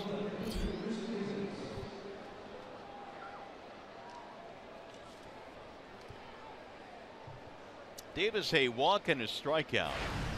Greg, we were talking about Chris Davis and how really in relative anonymity out there in the West Coast. But when you look at some of the numbers he has put up, what is it going to take for him to get a little bit more recognition? Well, he didn't have to do much. He didn't have to do any more on the offensive side. There's no doubt about that. 39 home runs, 102 stakes. Guys, that's getting it done. And it's just unfortunate, too, that he plays on the West Coast because you just don't get a chance to see him. The 0-1 pitch. Yeah, I guess short of putting on a Yankee uniform or a Boston uniform, it's going to be tough for him, but he really has produced some big-time numbers. Now, with the home runs do come the strikeouts. Only Aaron Judge has struck out more in the American League than Davis. That is all part of the package, though, but he's going to end up with 40 homers again, probably. He's got big power. He was with Milwaukee, and he made the jump from 27 homers to 42. And he moved to a bigger ballpark. Yeah. Sometimes a chain of scenery is all you need. He loves Oakland. He lives in Oakland. Different voice in your ear. hitting instructors, guys, telling you the exact same thing, all the things that we all know, and you know, Rod, front foot down, your timing, rhythm. But it's just some guys have that ability to connect with you and really simplify your approach for you in the batter's box, and it takes you to that next level. And it appears to me that's what's happening with Chris Davis. Simo, did you have Rudy Jaramillo in Texas? I did. Rudy Jaramillo was a different kind of hitting instructor. He was one of the guys that really believed in, not necessarily calling it a two-part swing, but he was real big into making sure that you got the front foot down early. And if you watch Ian Kinsler, he's from that school because he came up with the Texas Rangers, and he gets that front foot down, sets it down really early. But you notice Kinsler's always in a real good hitting position, and he makes a lot of good decisions when he attacks the baseball. Would you consider Rudy more old school, or would you guys be digesting a lot of video to see, like most of the hitting coaches are doing with the players? Was he into a lot of video? No, not a lot of video. He believed that if you got your front foot down early enough with your hands back, we call that separation, that you were going to be able to pick up the baseball. You would decipher if it was in, out, if it was fastball, breaking ball, whatever the case might be. And I just felt like you could get caught up in that too much at times because it almost feels like a two-part swing, Rod, to me. But then once I started to understand that you never really stopped, you kept the rhythm going, but you just put the foot down early enough where the hand's still going back. And I really believe this, guys. It helped me get to that next level to where I started barreling the baseball up extremely well. So you didn't view putting the foot down as the end of the first part of your swing. It was just all one continuous rhythm. Yeah, it has to be. You have to do it in one continuous rhythm. And I think that as I've continued to learn and understand what the point that he was trying to make, it became more familiar, more comfortable, and I was able to trust it a little bit more. It'll dive low and in to the dirt to Matt Olson, 2-2. Olson homered yet again in his first at bat in the second inning. 23rd of the year. He's homered in 5 straight ball games now. And in 12 of his last 16 games. It's amazing. But really, I'm not shocked because we've seen a lot of numbers. I mean, the Bellinger kid in Los Angeles is pretty much doing what this kid did at the beginning of the year. A lot of rookies, man, with a lot of home runs in the majors this season. A lot of rookies with 20 homers. And some with 30 and some with 40. Right, another thing, and I think the reason we're seeing this is that early on you would hear, let the baseball travel, let it get deep. And I think what happens is when you really don't understand what that means, you let it get too deep. You can still catch the baseball out in front off that front foot and still stay inside of it. But as Bull Durham and Lloyd McClendon would tell you, you still have to get some extension. Well, Bull calls it extension, but you have to get some extension. And you look at this young man, Olson here, unorthodox, but he gets the hands back, separation. That ball got a little bit deep on it. Part of the reason why he fouled it off, but if he catches that ball a little bit more out front, he might be hitting another home run. Again, the 3-2. Swing and a miss. Got him that time. And Suppled a 1-2-3 inning. Tigers baseball tonight presented by Bell Tire.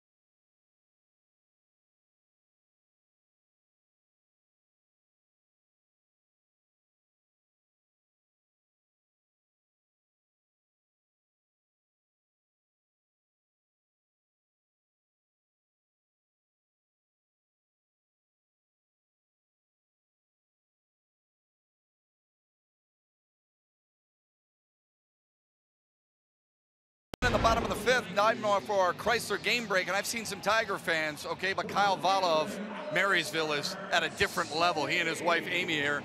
How much stuff do you have, Tigers and Major League Baseball related? I've got an entire room full of sports memorabilia. Is it kind of like a Tiger shrine, if you will? Absolutely, yeah. Very few items that aren't Tigers related. What is your most cherished item that you own?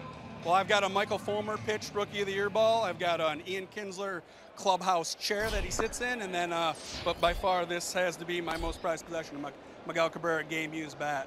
How did you come upon that? Actually, my wife here, Amy, she bought it for me as my wedding gift. So, yeah. Did you leave it?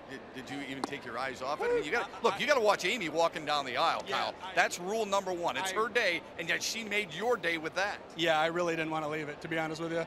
Yeah. I mean, it was easier knowing that I was going to her. So, but yeah. When did you start collecting baseball stuff? Very, very little. My dad collected sports cards, and I got into it from there. They started putting, pieces of jersey in there, and then I could buy an entire jersey, and it kept going. You might want this home run ball by Alex Presley, since it just tied the game up at 3 apiece, and you might be able to get that here soon at Comerica Park. This is pretty interesting too, I think, guys.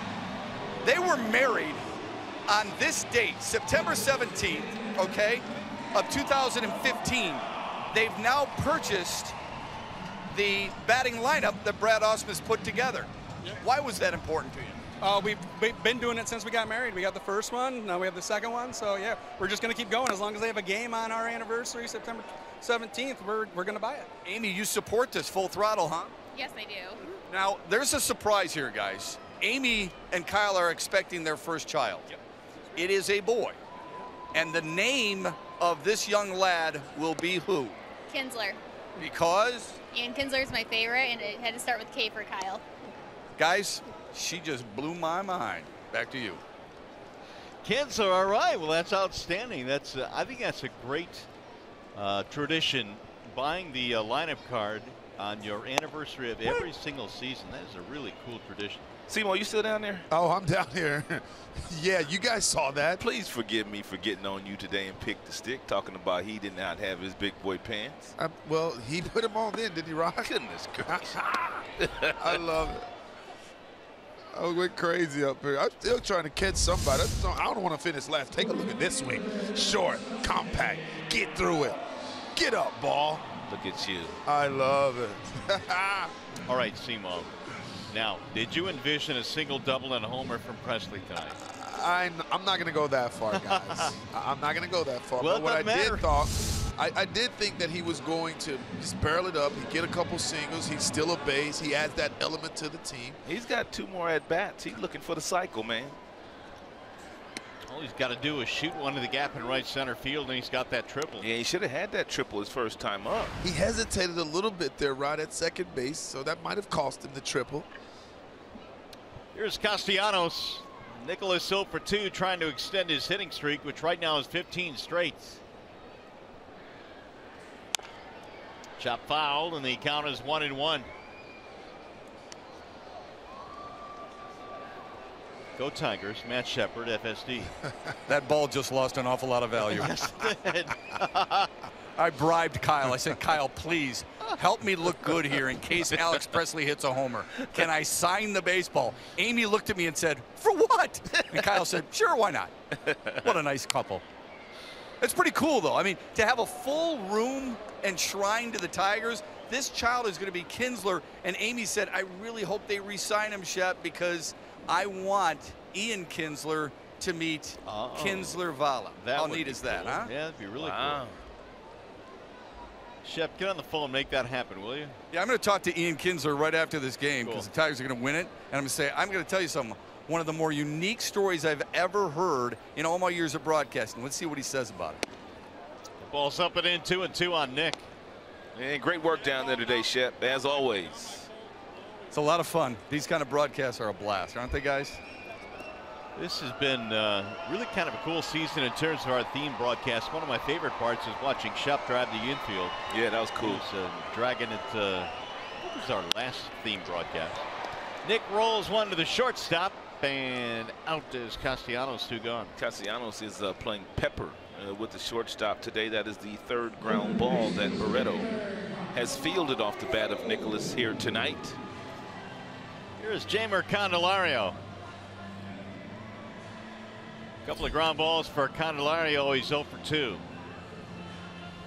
Tigers were down 3-0. They've tied it up. Home run by Kinsler, RBI single by McCann, and a homer for Presley.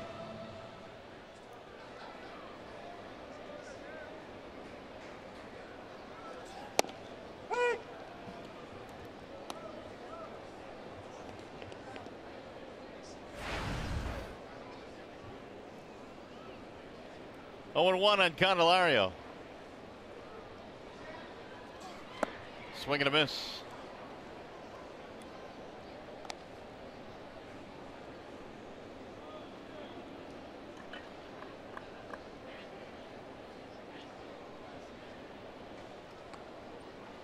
Here's the 0-2. Popped up foul, back out of play by Candelario. Navarro waiting on deck. Tigers have fought back to tie this one up. Single runs in each of the last 3 innings.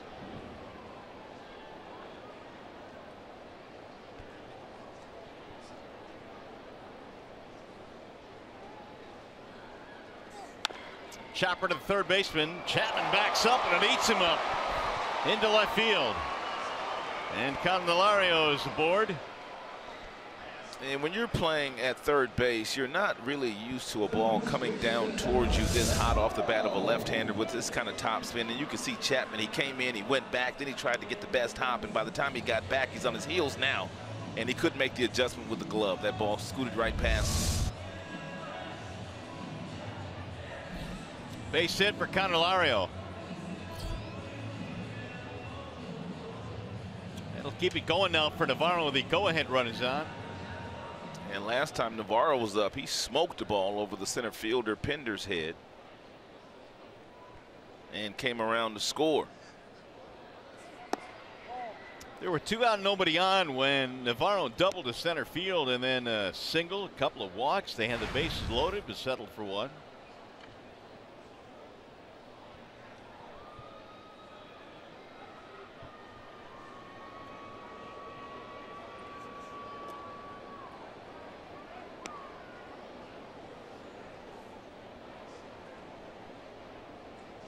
Tigers now have 8 hits. The home run by Presley has tied it up. Single, double, homer for Alex tonight.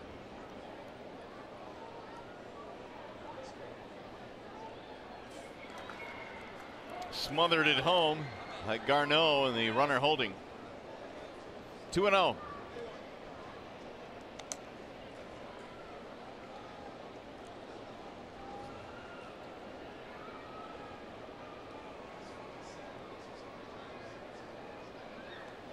And Navarro looking for his first home run as a Tiger. He's got himself in a really nice fastball friendly count. Balls flying tonight too. Navarro hit 10 homers in the minor leagues this year. Driven to left field, slicing. And that ball is going to go foul. He made a bid for it.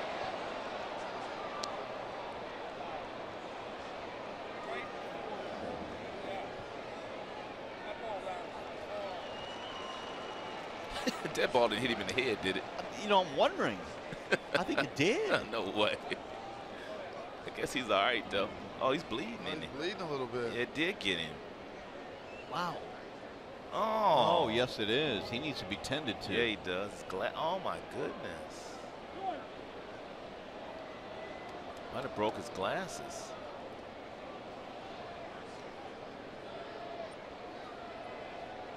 Here's the 2-1. 2-2 on Efren Navarro.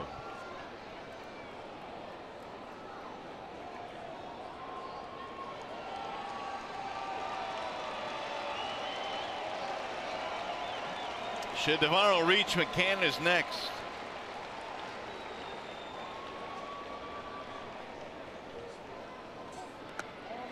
Low ball 3. Full count, which means Candelario will get a head start at first.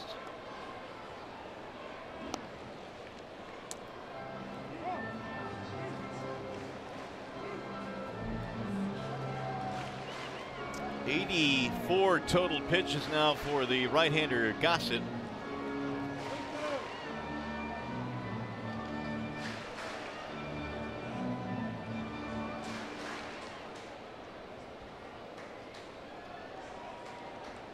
Runner will go on 3-2. And he walked him, ball 4. Navarro on base for the second time. 2 on now for the Tigers. Well, Alex Presley's home run was historic in nature. How about this, Rod?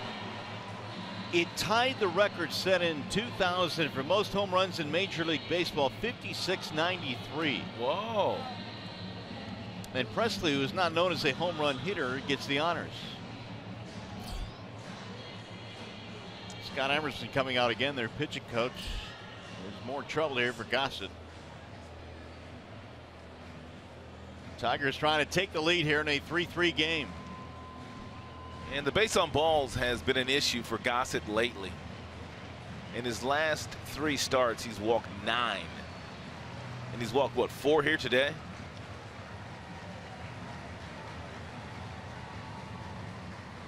And we'll see if McCann can put the Tigers ahead for the first time tonight.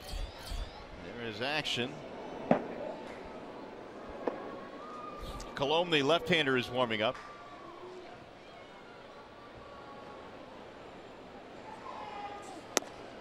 In there, a strike called. Well, a lot of times after that, pitching coach goes out to visit and the guy's having a difficult time locating pitches. Boy, you can look for that first pitch fastball, and McCann was looking for the fastball, but he did not think that that was a strike. And you saw him having the conversation with Ryan Blackney, the home plate umpire, asking him, was it a strike?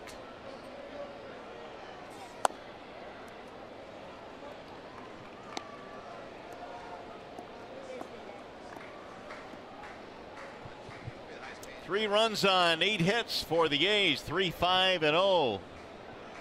Or 3-8-0 for the Tigers, that is. 3-5-0 for the A's. They jumped out to a 3-0 edge. Tigers trying to grab the lead here. The 1-1. A little bit outside, 2-1. Simo, have you ever been kicked out of a big league game? Maybe for throwing my helmet, something.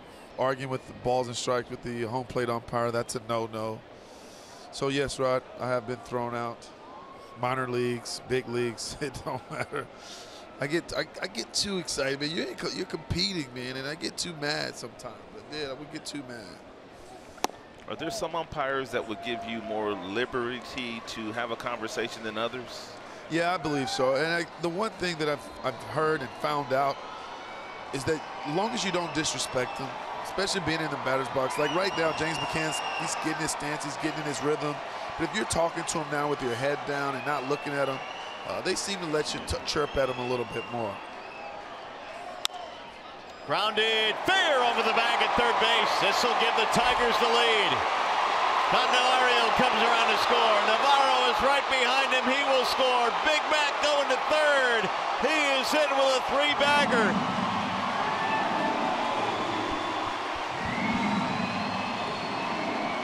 Five-3 Tigers.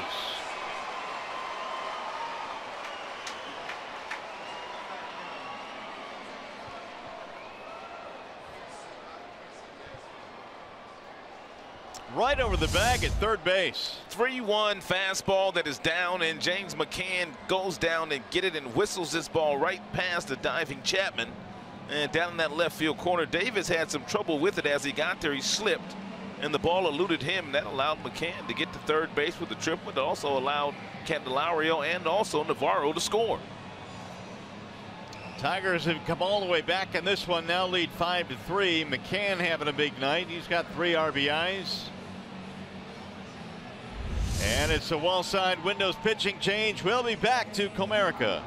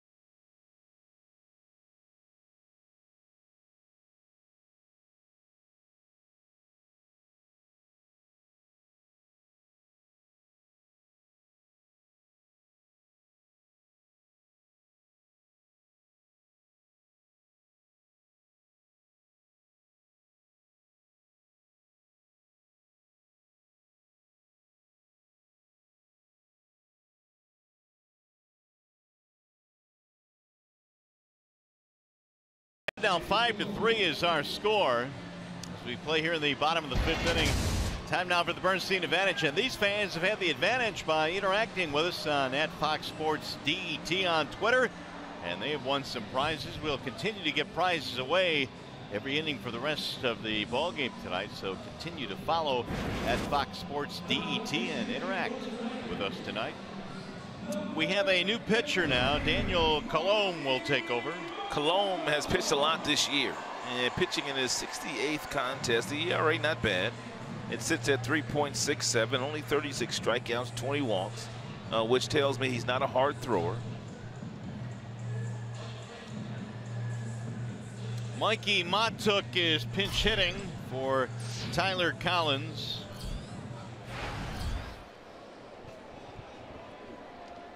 Three-base hit for McCann is knocked out Gossett, the starter. And Mikey takes ball 1 at his back foot. And fastball for Colomb about 90 to 92 miles an hour. He loves his slider. He throws that 32% of the time. And when not throwing the slider, throwing his curveball 37% of the time. So you're only going to get a heater 30% of the time from Colomb. The other 60% is going to be, or 70%, it's going to be something off speed. He got one there, a fastball strike. 1 ball, 1 strike now on Mikey Matuk.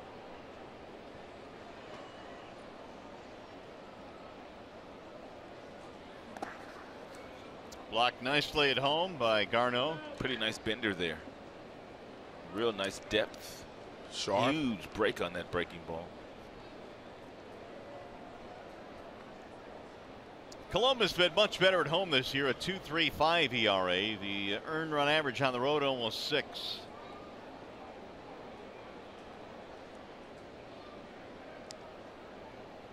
The 2-1. Mikey looks at ball 3 outside.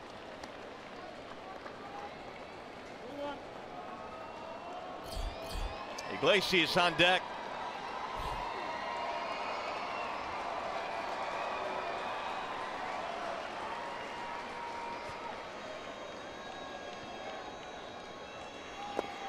Walked him. Pinch hit walk for Matuk. 1st and 3rd now for Iglesias.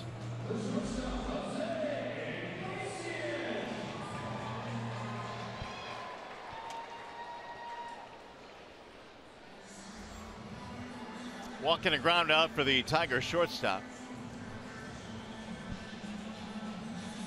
3-run 5th inning has put the Tigers in the lead here. Maybe more.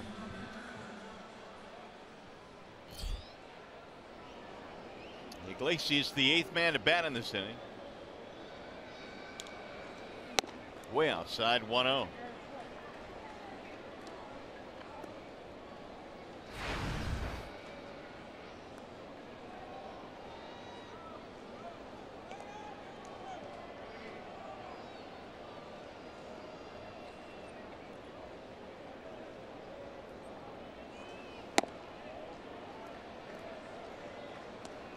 Breaking ball high.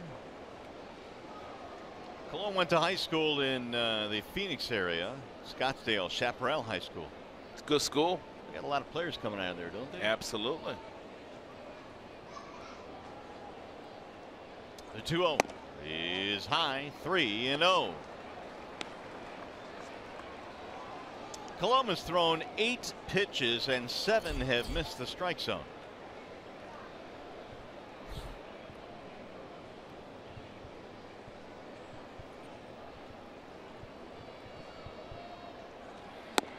In there, a strike. Just caught the outer edge.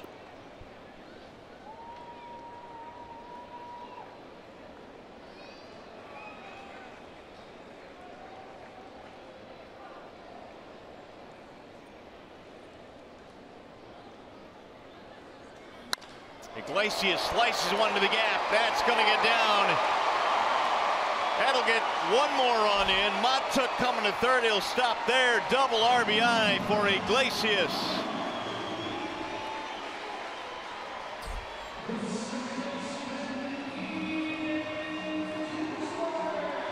That'll bring up Kinsler. McCann comes around to score. Iglesias got himself into a really nice fastball-friendly count, and he got a fastball from Colomb and drove that ball the opposite way for a double. And 1 RBI. McCann, who had tripled, was able to score. Montook was held up at third base by Dave Clark. Intentional walk for Kinsler, and they'll go after Alex Presley to set up the lefty-lefty. 6-3 Tigers. It has turned into a 4-run inning. Presley started the inning with a homer. Presley looking for a triple to complete the cycle here tonight. This is the ballpark in which to do it. Tigers have been among the league leaders, baseball leaders in triples. It's the second time that Ian Kinsler has been walked intentionally this year.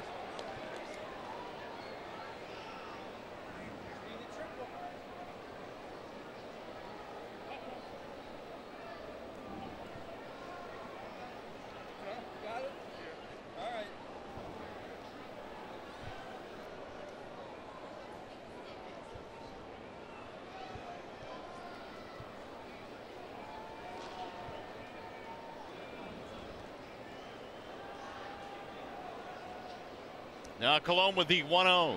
It's outside 2-0. Simo, what's the closest you've ever come to hitting for a cycle, or did you hit for a cycle? I don't recall hitting for the cycle. I do not remember. I know you've probably been close several nights, right? I'm not going to say several nights, Rob, but I would say that I've had a few chances, but just wasn't able to finish it. Your teammate in 06 had the last Tiger cycle. Carlos Guillet. Guillet. Yeah. The 2-0 is way inside. 3-0 now the count on Presley with no place to put it. Already a lot of base on balls given to the Tigers bats here tonight. 5 of them.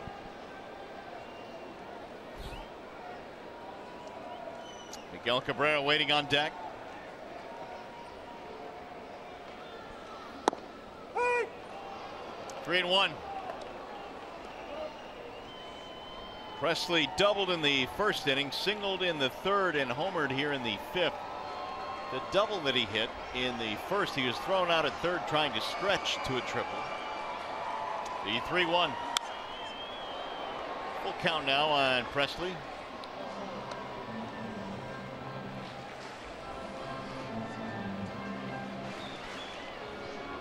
Another souvenir.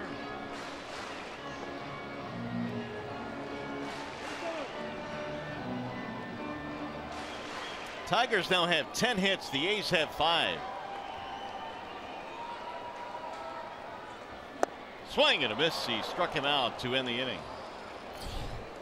All right, Simo, we'll talk to you on postgame. Thanks, buddy. Enjoyed it, fellas. Thanks. Big inning for the Tigers. Presley got it started with a homer. And McCann triples in 2. Iggy finishing it off with a double. Tigers lead by 3.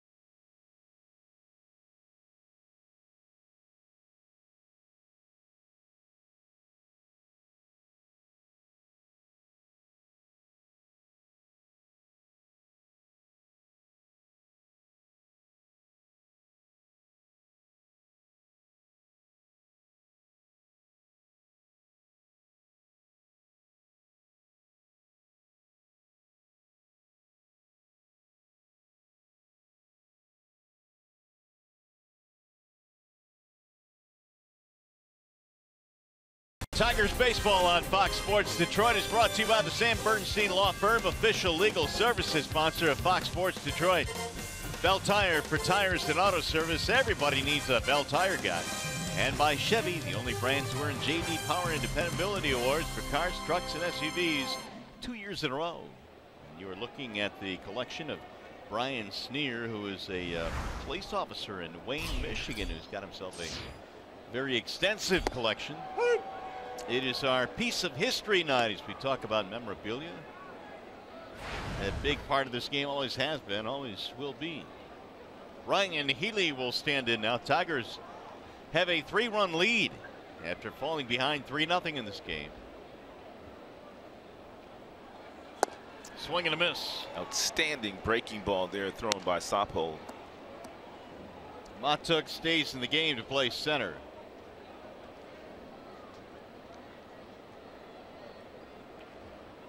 Oh, and 2 on Healy. Sophold has done good work. He's retired all 5 since coming on for Bell. You want to expand the strike zone here. That breaking ball right there, too good a pitch to hit, especially after throwing the previous pitch at the exact same velocity, 80 miles an hour.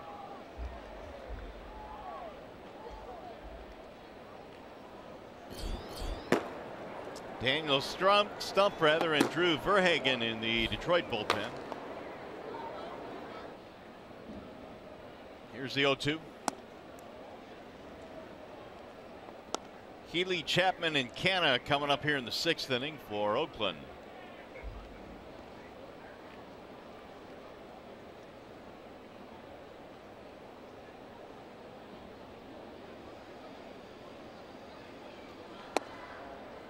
Up and in, didn't miss by much. A little bit high though. Every single pitch to Healy has been a breaking ball. All 5 of them. If he threw him a fastball right here, I doubt very serious if Healy would even get the bat off his shoulders. He probably would watch it go by. He's probably looking for something soft. Pulled on the ground, fair inside the bag at third. That'll bounce off the railing. Healy is on his way to second, and he will pull in with a double. He threw him 5, 6 straight breaking balls. Check in with Matt Shepard now, who is with a fan who has a piece of history. Mario, in the last inning, Alex Presley's solo homer here to right field was the 5,693rd of the season. That tied the Major League Baseball record. Fernando Chapa is from Mexico. He got the ball, right? And this is his first game ever at Comerica Park. He is here from Mexico training for his job. You obviously had no idea the significance of the home run. Why did you give the ball up to a young boy? Because I see the smile on the boy, and I give you. How do you feel about Comerica Park? What have you enjoyed with your family here tonight? It's not my family. It's my, I'm sorry, your coworkers. I'm a coworker. Okay. It's good. I find good. Do you have any idea the significance of the home run when he hit it? What's your thought when you see a ball coming your way in your first game ever here? We think in my mind to maybe we came a ball or something. Sure. Yeah, for the first time. Yeah. And I don't know. I see the boy and I take the ball and I give him. Have you always followed the Tigers? Do you like the Tigers? Does this endear you to the Tigers a little bit more? I like the Tigers. That's not my favorite team, but I like it. Okay. Well, it may be now, and you were a part of history here tonight, fellas. 13 minutes after Alex Presley hit that home run, Alex Gordon of the Royals set the new record by hitting one for Kansas City. A special night here at Comerica Park for Mr. Chapa, his co-workers, and for Major League Baseball. All right, Shep, thank you. Absolutely. And we talked about that with Brad Ausmus before the game. In fact, Shep brought it up, the fact that tonight we're probably going to establish a record for home runs. And, well, we did it. And our own Alex Presley was part of it by tying it. And Gordon of the Royals breaks it. Been that kind of a year with home run balls just flying around the major leagues. And you got a couple of more weeks to go. That's true. So this record's going to be shattered, to be sure. There's a ball low to Mark Canna. Runner in third now with 1 out. Canna with a strikeout and a pop-up.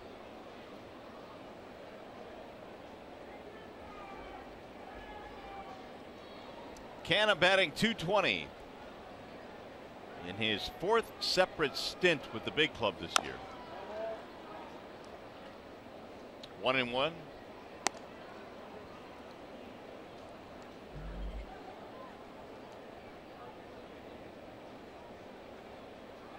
I don't know. There are some that say they love the home run ball and it's good for baseball. And Brad brought up a point today. Yeah, the home runs are up, but so are the strikeouts, and he's not so sure the strikeouts are a good part of baseball. Well, strikeouts are probably going to set a new career high as well, along with the homers, if it hasn't already done it.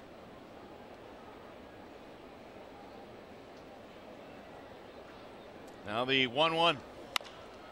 On the ground, left side, base hit, out of the reach of Iglesias. That'll get a run in. It's an RBI single for Canna. You kind of get the idea, though, partner, that the new generation of general managers, strikeouts are okay, because I cannot remember the last time I really heard a general manager really voice any kind of displeasure with all the strikeouts. You just don't hear it. I would agree. Here are the most home runs now in each season and what the numbers have tallied to. They go together, strikeouts and homers. It's going to be it for Suppold. Wall side windows change. We'll be back.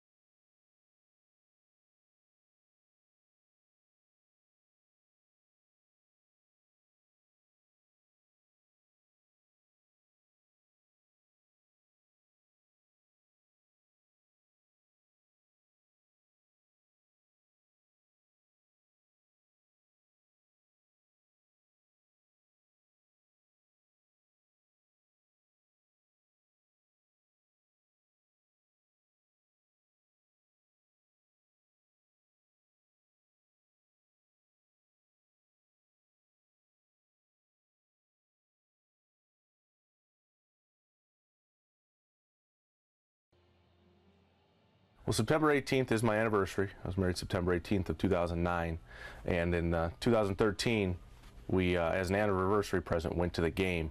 This is actually a player's card that's filled out by both sides, both managers of both teams. This one was filled out, hand filled out by Leland and signed by on the bottom there. Funny story about this one is when we purchased it, and as we were walking out of the ballpark, we realized that the date on there is September 19th. When we went back to the authentication shop and asked them about it, they said it is a simple mistake that does happen sometimes, but does make for a unique story. So. There's Brian Sneer and part of his collection here on our Piece of History night at the ballpark, our theme broadcast, as Drew Verhagen will enter the fray now for the Tigers out of their bullpen. Yeah, Verhagen has pitched well out of the Tigers bullpen. He's had a couple of starts as well this year. Overall 18 games, 18 strikeouts. He's walked 8.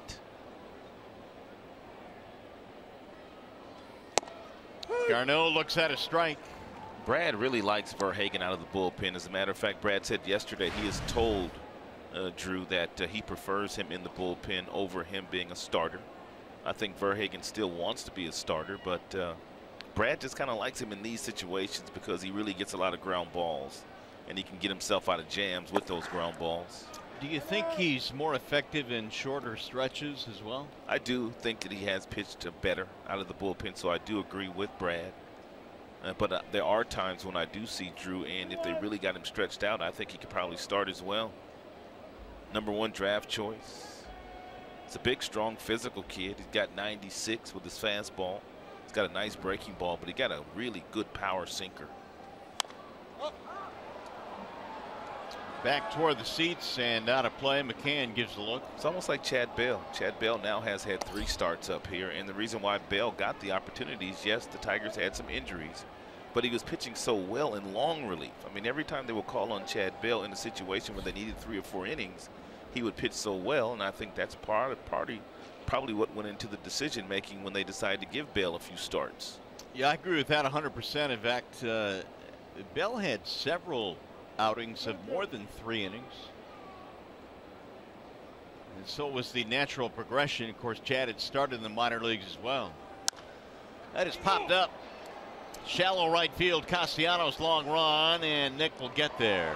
It's a nice job by Castellanos taking charge. Kinsler could have made that play too, but Castellanos came in and aggressively made sure that he called off Kinsler. And after the fact, Kinsler pointed to Nick and said, "That a boy." You can see him visibly talking with his mouth. I got it, I got it, I got it. He said it once, he said it 5 times. Made sure that Kinsler was able to hear him. 2 away now for Franklin Barreto. He has been held hitless tonight. Tigers lead this one 6-4. The A's have come back with a run here in the 6th.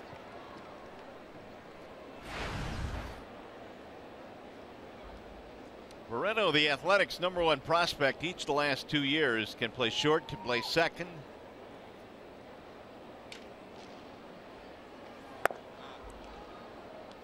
He was an all-star last year in Double-A. 1 ball and 1 strike.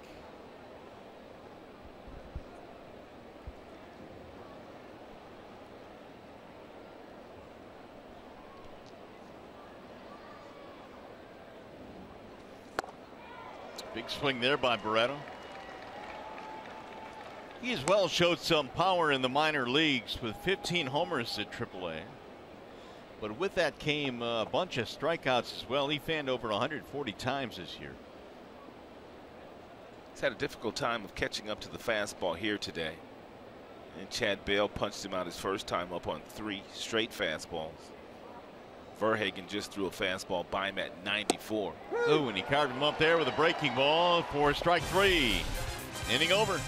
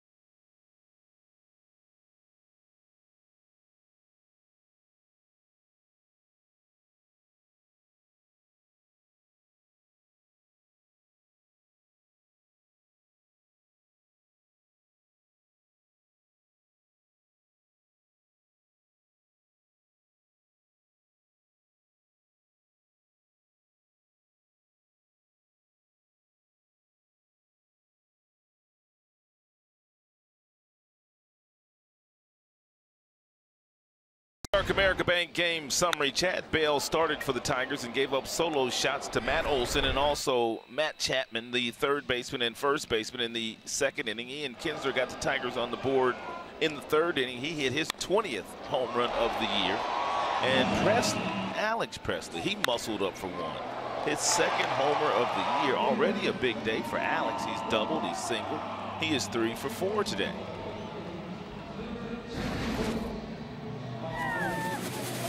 University night here at the ballpark. Detroit Mercy is in the house here this evening.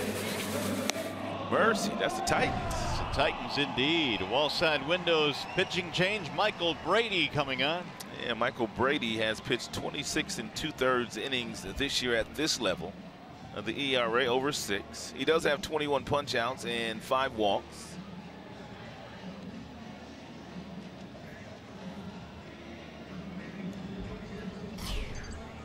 Well, the Tigers now will bat here in the 6th. They'll have Cabrera, Castellanos, Candelario.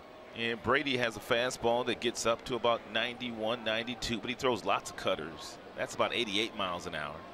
There's a cutter. And to go along with that cutter, he also has a curveball and a changeup. Brady was called up from AAA Nashville on August 25th. He has had 4 separate stints with the A's.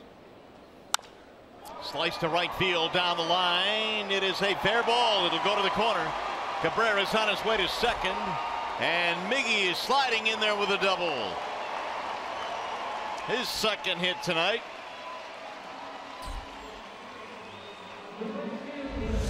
This is textbook Miguel Cabrera. It's a cut fastball that is down, and Miggy keeps his head down with great concentration and just kind of slices this ball down in the right field corner. The velo was 91.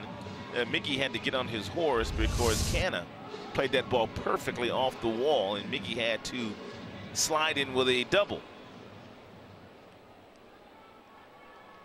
Castellanos is 0 for 3.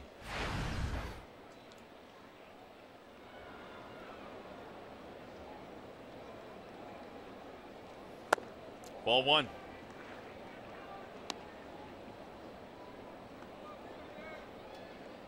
Tigers lead by 2.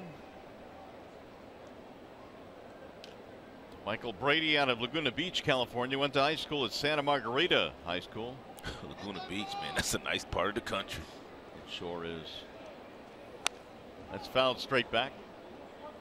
And Tigers have a 2-run lead here in the bottom half of the 6th inning. With nobody out, if you're Castellanos, you still have to play the game the right way, which means you have to try to hit something to the right side of the infield. Nicholas has got that built-in swing anyway, which allows him to hit balls in this direction. But if you're Miggy, though, and the ball is hit sharply at one of these 2 gentlemen here, you have to make sure you can get to third base, because they might entertain the thought of trying to throw you out at third if it's hit sharply. Fouled away. Could tell by that last swing that Castellanos trying to hit something to that area that I just pointed to. Look at how long he lets this ball travel, how deep he lets it get.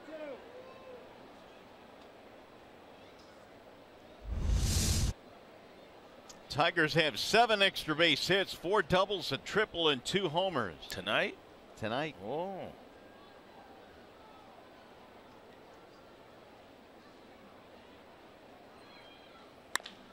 Drilled in the air to left field. That ball is hit well. Davis back, looks up. You can add to that total. It is a 2-run homer for Nick Castellanos. And he extends the hitting streak. 16 straight.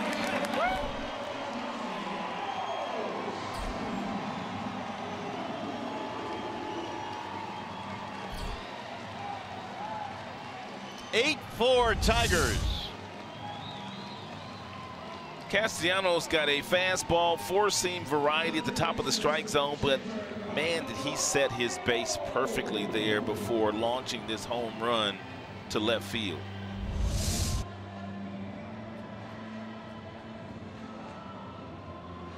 "24 home runs on the year for Castellanos now. And here is Candelario. Jamer looks at a strike 0-1. There's a Candelario fan already in these seats. Yeah.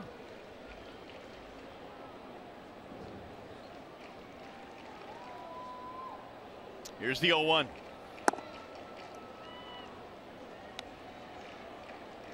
Jamer a single in the 5th inning. How about Nicholas? 16-game hitting streak now. Well, he waited till his 4th at bat of the night to extend it.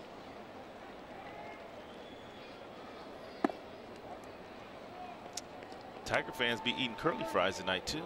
That's right. Right? Well, they got to wait till tomorrow, but you're right. Might be a sneak. Oh, you got to wait till tomorrow? I think so. You got to wait till tomorrow. 12:01, so you can do it right after midnight. It's a ball outside. Now 3-1 in Candelario. Check out Simo and John Keating on the post-game show. And Yep. then that'd be about 12 in. And then you can go down there and get you some curly fries. Now you do have to bring a copy of the box score, so that's easy. You can get that off the internet, no problem. FoxSportsDetroit.com. Get the box score, and at 12:01, find your local Arby's. 3-2 on Candelario.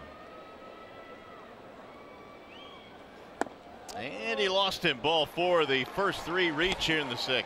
I want to go back to this at-bat by Castellanos, and I wanted to take a look at the side swing here. Take a look at Nicholas's front foot. Just concentrate there at how he just kind of doesn't really even pick it up. I mean, he just gets that thing on the toe, and now the weight transfer, and this is an all-arm swing for the most part. Back foot off the ground, and it's just giving me an idea how strong Nicholas is. He's able to muscle that ball out of the ballpark, but it's his footwork that allows him to get into that really good position to drive that ball against a guy he's never seen before. It is the longest Tigers hit streak of the year, 16. And counting. Here is Efren Navarro. Navarro is 1 for 2 with a walk, a double, a walk, 2 runs scored. Ooh, that was close.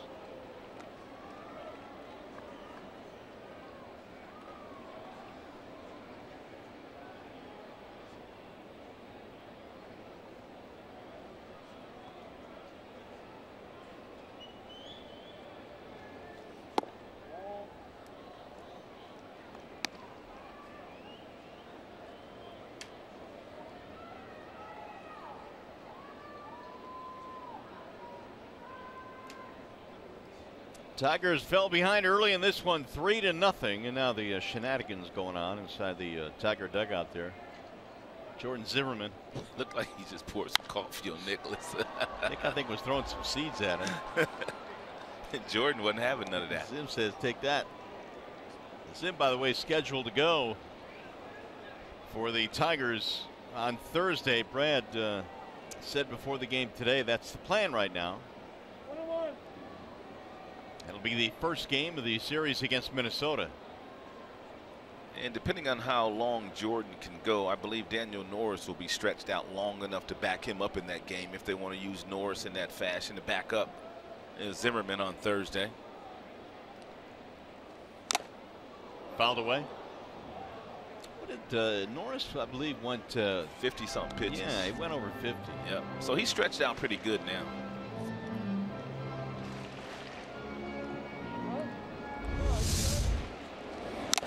Ouch. So you say you want to be a catcher, huh? Nope, never said that. You take some punishment back there.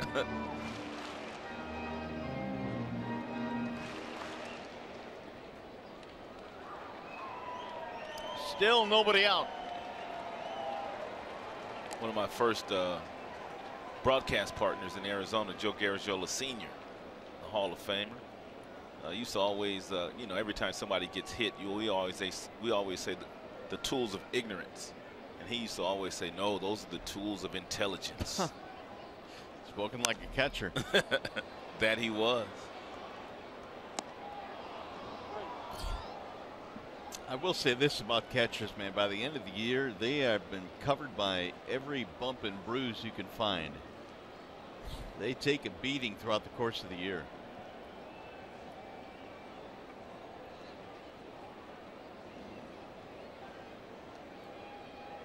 One and 2 on Navarro. Saw Maxwell last night, their catcher, with something on his left wrist, and it looks like Garneau as well has scouting report on his left wrist, which kind of it's a cheat sheet, so to speak. And he can look at that little cheat sheet and decide how he's supposed to be calling the game against these Tigers hitters. Got him, strike three. Navarro caught looking.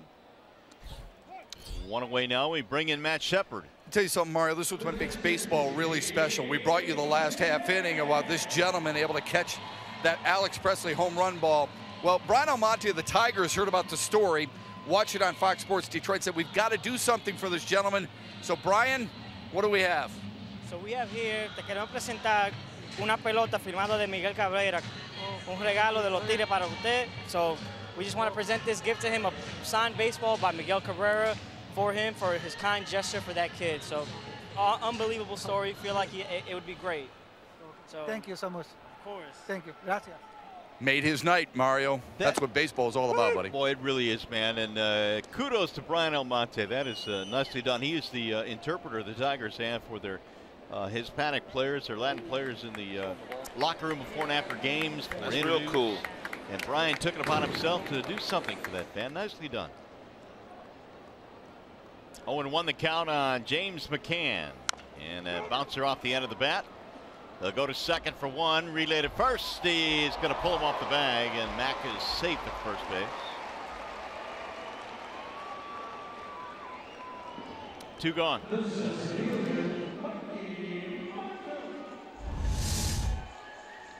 It's a nice feed here by Olsen, but Barreto grabs it and tries to hit the pitcher on the run, and Brady kind of got there, and it was a bad throw. He did a nice job just to make sure that ball didn't go into the A's dugout.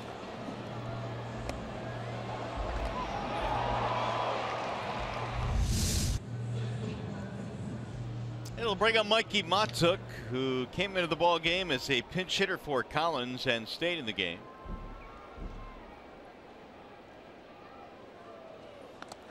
Ball one to Mikey.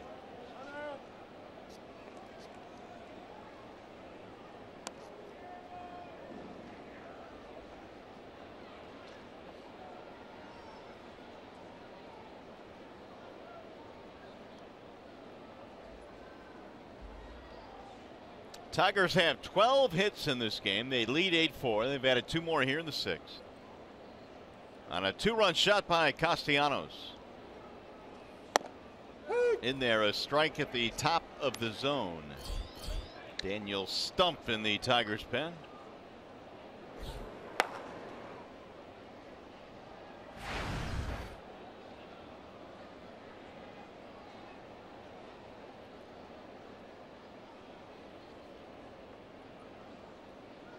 Now the 1-1.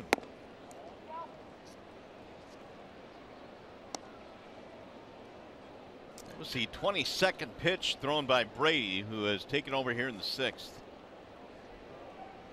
He was touched up for a double by Cabrera and the homer by Nick.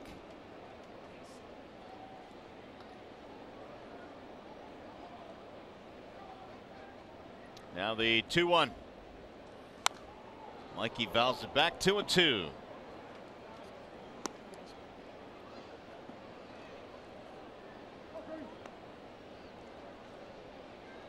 Gossett started the ball game, and Colon came on to relieve him in the fifth. He could not hold a 3-0 lead.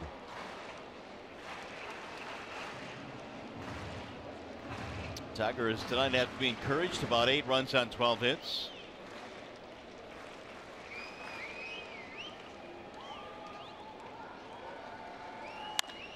High pop up down the left field line. Who's going to want it? It's the third baseman, and Chapman makes the catch. That'll end the inning. Tigers add 2 more. Nick Castellanos extends his hitting streak in a big way with a 2-run shot.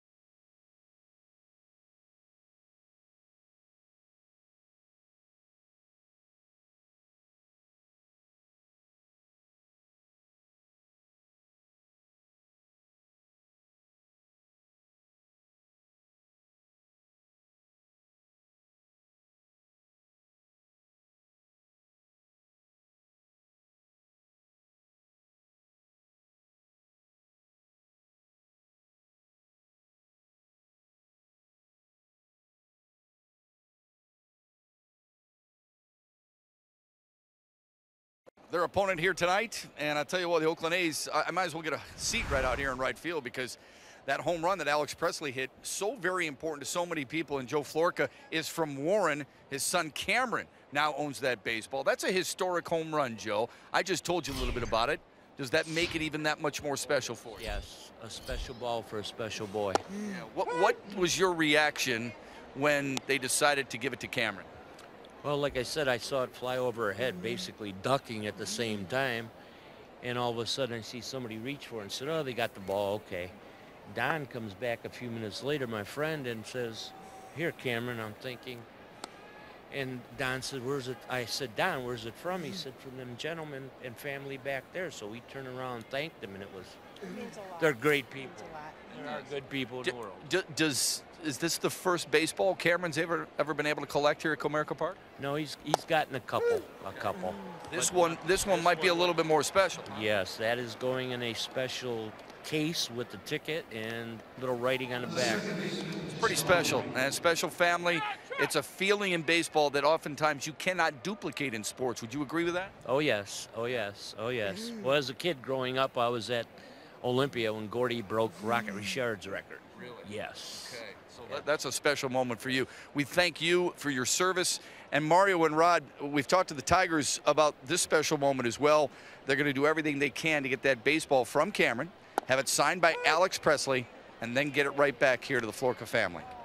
Back to you. Man, I'll tell you what, this story just keeps getting better and better. It really does. That is awesome. There's Presley, who hit that home run, that historic home run, which had the record, the Major League record for home runs in a season. There's a ball low and away to Jed Lowry, and boy, that's what, as Shep said, baseball can do and what it's all about. Connecting two families out there in right field. Lowry has a double and an RBI, 1 for 3. Tigers lead 8-4. And Verhagen hits the outside corner, 1-2. Real nice curveball there thrown by Drew at 78 miles an hour. He's throwing 95 with his fastball, and then he throws that breaking ball from the same arm slot out of that same window, but at 78 miles an hour. All 3 pitches to Lowry in this pitch sequence have been away from him. They're going back out there again.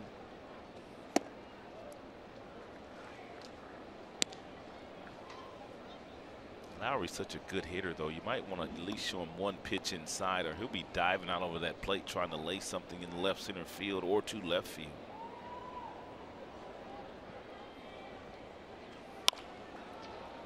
Back a second and out of the reach of Kinsler. It's a base hit. Second hit of the game for Lowry. This Saturday, the Tigers take on the Minnesota Twins at 6:10, and the first 10,000 fans get a free Tigers Hawaiian shirt. For tickets, go to tigers.com or call 866-66-TIGER.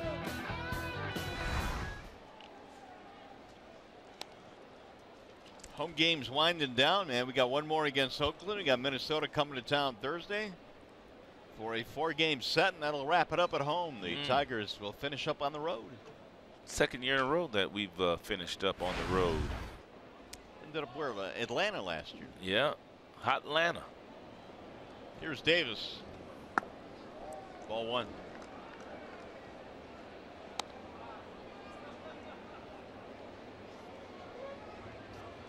Davis looking for one more home run, and when he does get that next home run, it will put him in some really good company. 40 homers in back-to-back seasons. Only Jimmy Foxx did it back in 1932 through 1934, so he'll only be the second athletic in their history to go back-to-back in 40 homer seasons. Well, he's already gone back-to-back in 100 RBI seasons.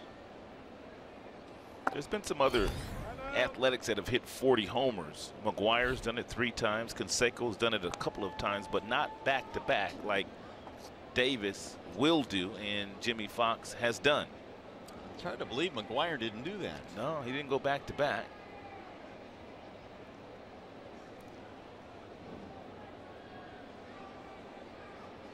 Now the 2-1. It's a good fastball there thrown by Verhagen at 93. It's almost like Davis wasn't expecting a heater.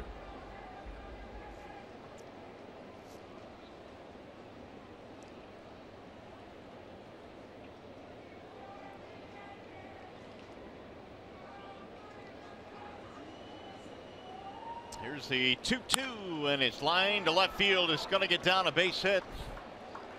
And it's going to be Lowry going to second, and the A's trying to come right back here. 2 on, 1 out.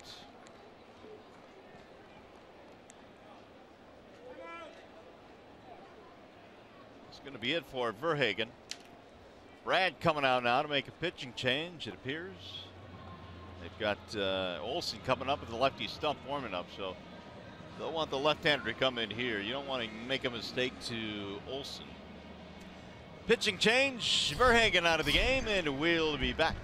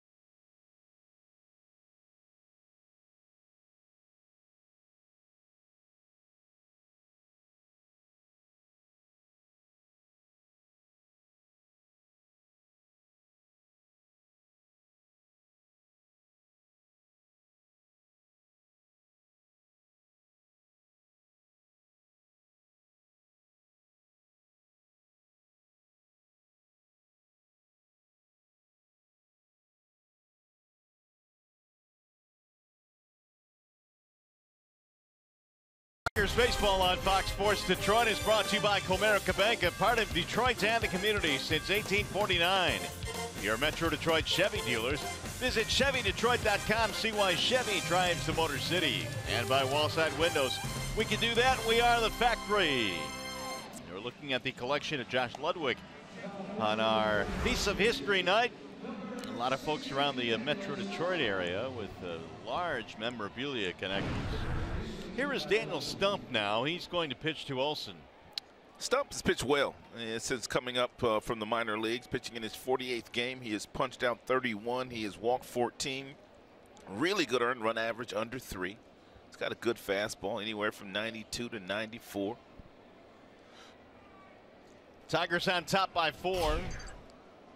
Olsen already with a home run in this game. That was in his first at bat, and he looks at ball 1.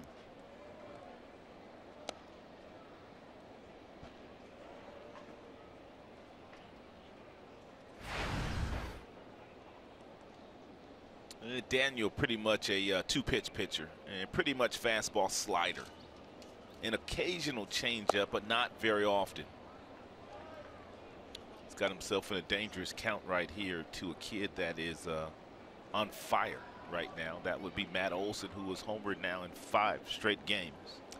Olsen bats only .205 versus lefties.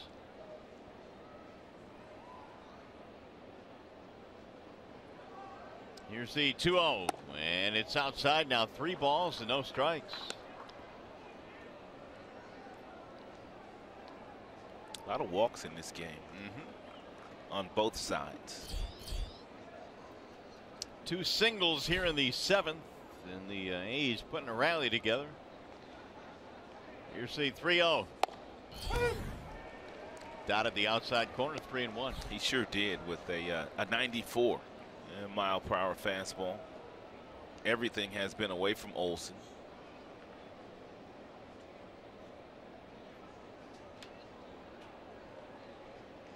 every pitch so far. Ball 4. That's going to load the bases. Brad gonna go get him too. Yep, looks like it's going to be a one-batter situation for Stump, and he wasn't able to get him out.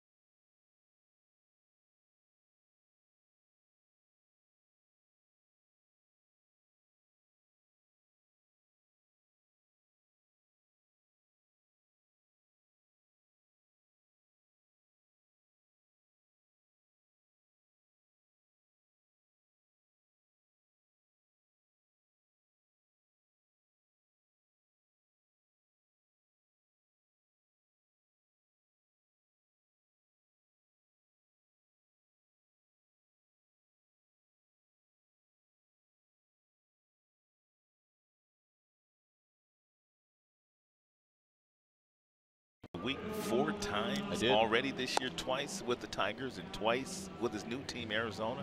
That is a record. No one has ever won 4 times Player of the Week award in one season. He's hitting a lot of home runs. He's got 52 RBIs in 52 games with the Snakes.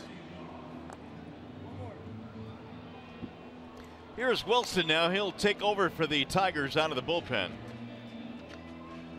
Stump came on for one batter and walked Olsen, so the bases are loaded now, and Willie trying to put up fire here.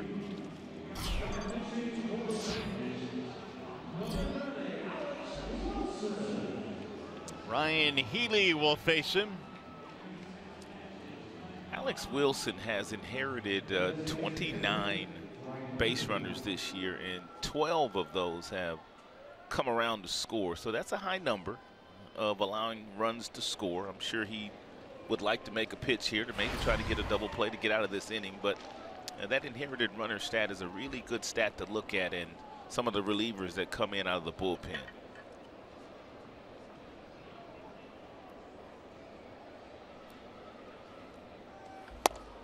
First one is up and in, 1-0 on Healy. They have Lowry at third, Davis at second, and Olsen at first.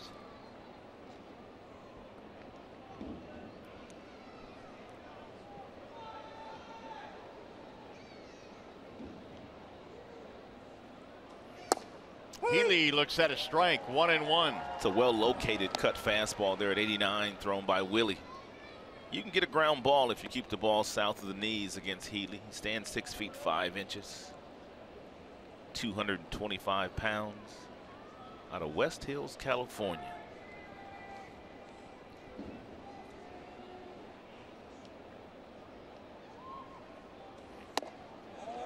Did he go?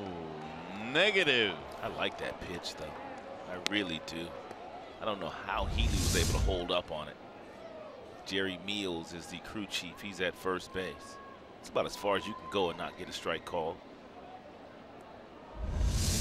Got to have some strong wrist, too, to hold that swing up on that pitch.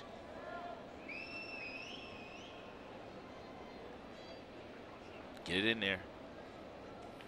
Oh. Up and in, going to go to the backstop, but McCann will pounce on it, and how it didn't hit Healy, I don't know. Yeah, I guess he did get it in there, didn't he?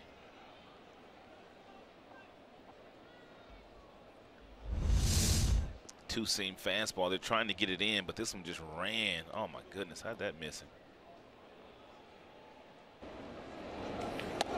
right at his chin. Healy's still a little shaken up. Meanwhile, 3-1 with the bases full.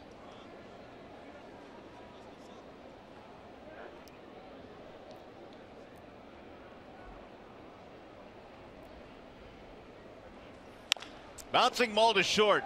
See if they get two. Iglesias bobbles. And safe at first. Everybody is safe. Oh, my goodness. That is a tailor-made double. Well, maybe not tailor-made, but it's a double play ball. And Iglesias came in, and he just couldn't make the exchange. Ball goes in the glove. He tries to get it over to the fingertips and just mishandles it and doesn't get anybody.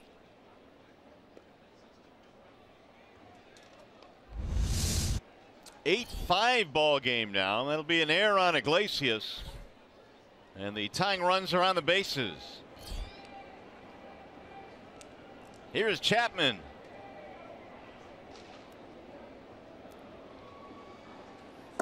Swing and a miss, 0-1. Boy, Wilson got what he wanted there. I think you're right. I don't know if it was tailor-made, but certainly a force at second at the very least. They would have got two. Healy doesn't run well, and Ian is outstanding at turning the double play. It'll be the first Tigers error of the night. Now we'll see if the A's can capitalize here.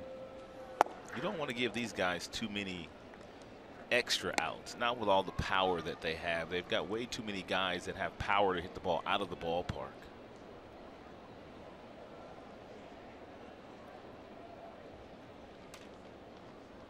One and one on Chapman.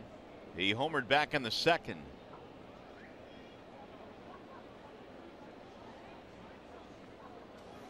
Swing and a miss. It looked like Iglesias tried to, when he made the exchange, kind of flip the ball out of his glove into his hand instead of putting his hand into the glove and taking it out and throwing to second base. I would agree with that. That's exactly what it looked like. 1-2.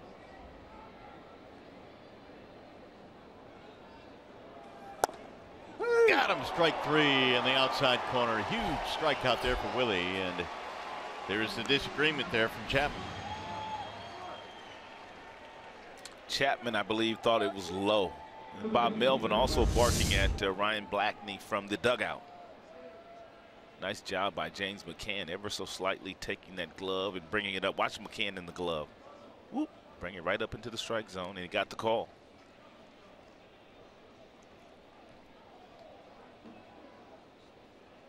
Second out of the inning. Chapman walked off and told him that ball is down.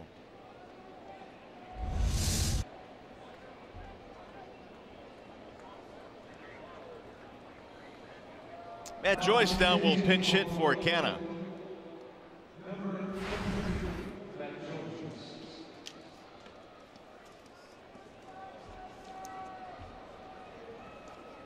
.243 for Joyce, who started the ball game last night and had himself a 3-hit game.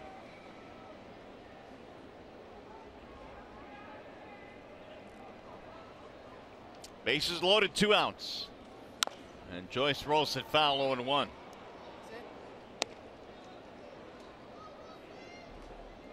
Tigers 8 runs, 12 hits. The Athletics 5 runs, 9 hits. And Matt Joyce 2 for 10 as a switch hitter this year. It's hit 5 grand slams.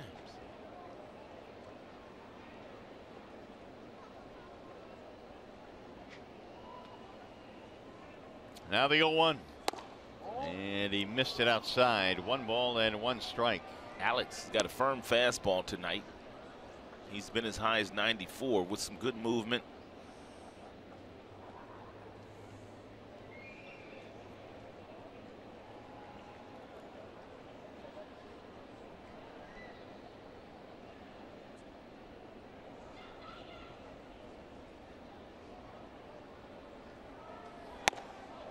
Busted him inside, and Joyce moves out of the way. 2-1.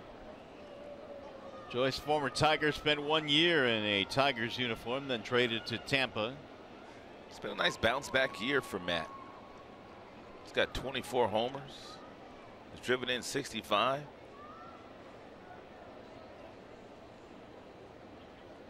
There's the 2-1.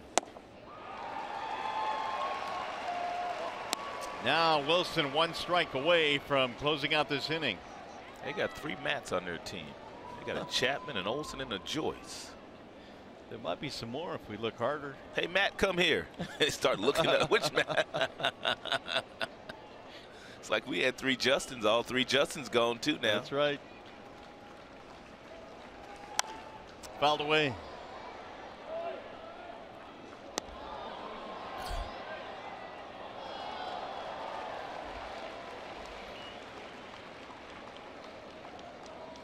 Getting some high fives, some low fives.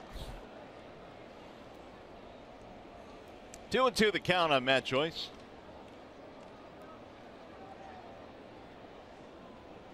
You know, come to think of it, we also had 2 Uptons.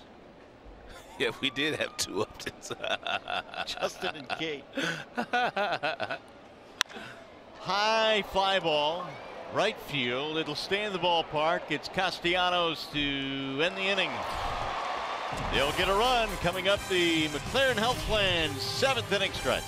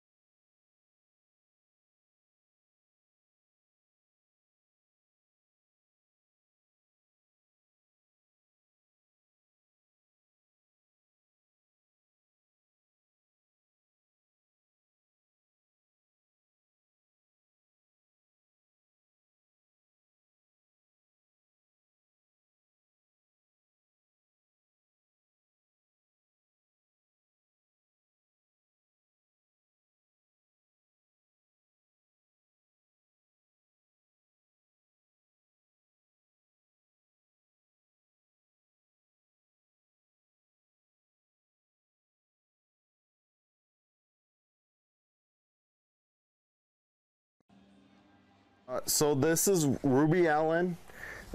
She was born September 3rd, 2015. On the day she was born, I went ahead and got this lineup card from the Tigers, and I had made a commitment to go ahead and get as many signatures as I possibly could on the lineup card for her. That way she could have it one day. Miguel Cabrera was the last one I just got on there.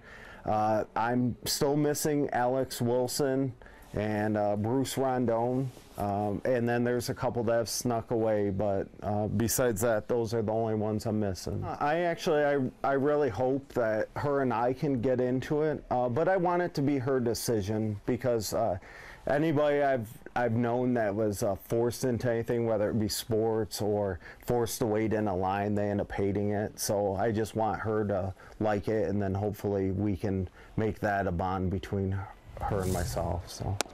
A really cool story on a piece of history night here at the ballpark as we talk about a lot of the memorabilia around the game. A lot of great memorabilia collectors around the city of Detroit. Santiago Casilla checks into the ball game now. He was closing some games for the Athletics earlier this year, 16 and 23 in that department. Uh-oh.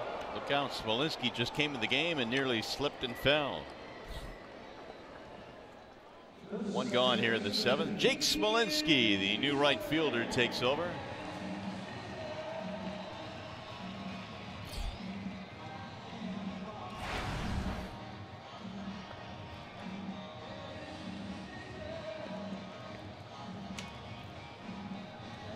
And to bring up Kinsler.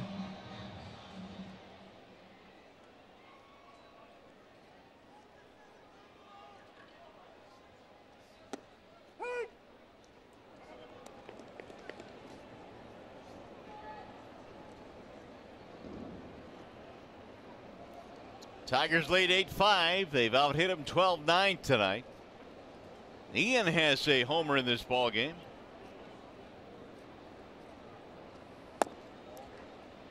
One ball, one strike.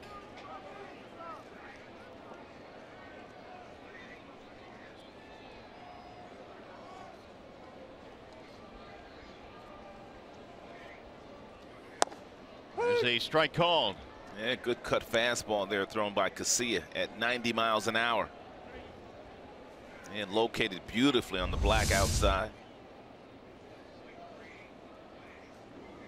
Or off the plate.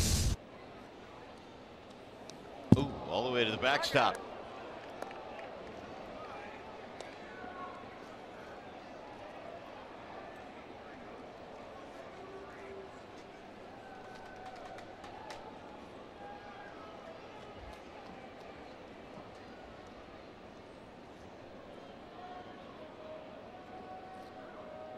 Two and two.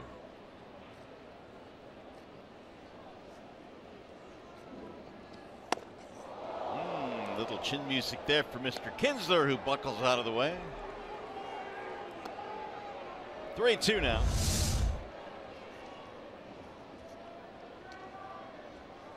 Not quite at the chin, but it was in tight. Not as tight as that one was to Healy. Yeah, for sure. That'll wake Ian up, though. Swing and a miss. Well, Kinsler down on strikes.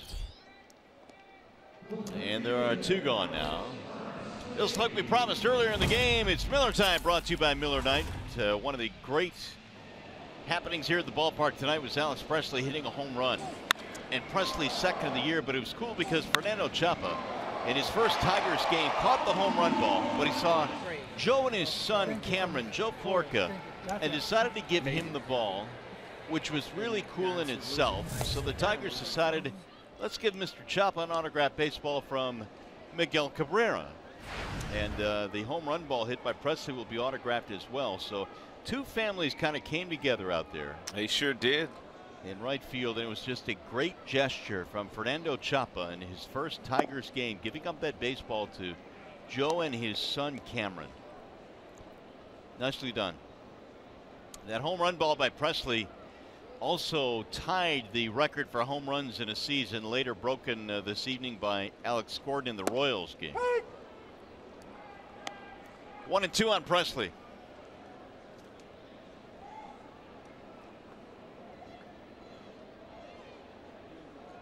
Single, double, homer, a triple would give him the cycle.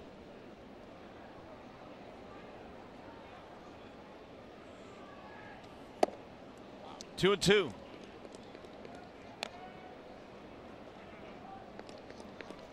Two on, nobody on. We're in the seventh. Tigers lead by 3.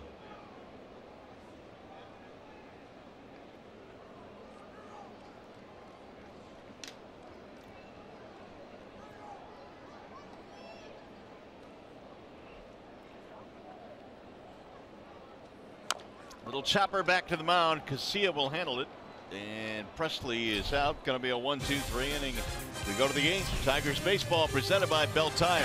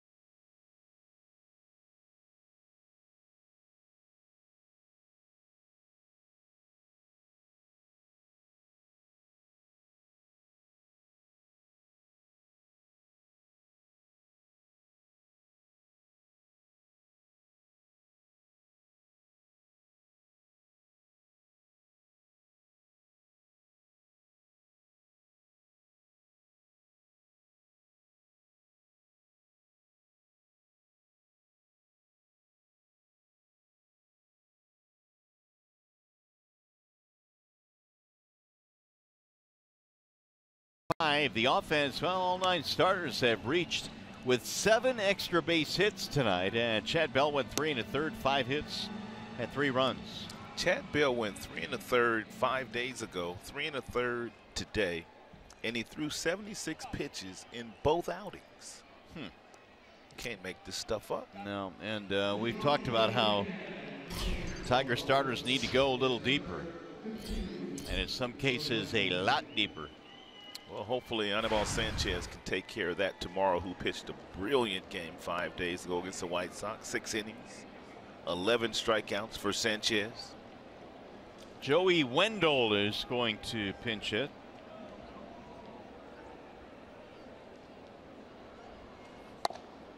Ball 1 from Wilson.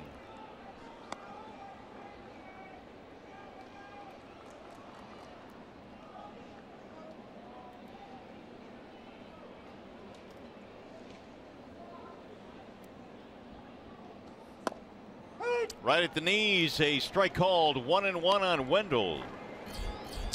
Looks like Green might be used for more than a 3-out save here if Wilson gets in any trouble whatsoever. Brad hasn't been afraid to use Green that way this year, and pretty much because all season long Greeny was pitching 2 innings before Justin Wilson was traded to the Cubs, and when he was setting up for Justin.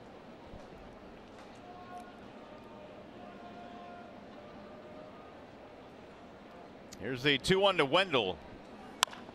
Pulled foul.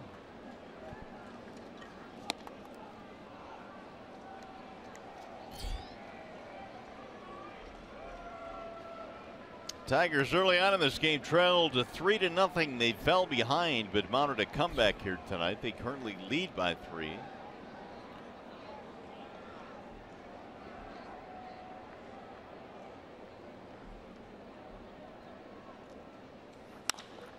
Slice to the shortstop under the glove of Iglesias.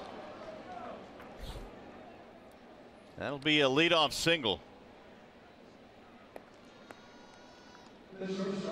Fans, don't forget that MLB.com at Bat is your #1 mobile app for live Tigers baseball. Stay connected with a fully customizable experience. Get Tigers home screen icons and app features, as well as game day, live game, video highlights, radio broadcast, and more.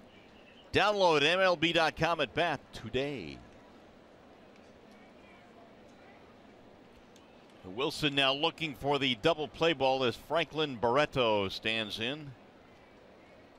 Barreto in the game is 0 for 4. A couple of punch outs, and he lines one to right. That's going to drop. Base hit. And so the A's now have the first 2 men on here in the 8th. Well, he has Greeny warming up. I wonder how many outs he would ask Greeny to get.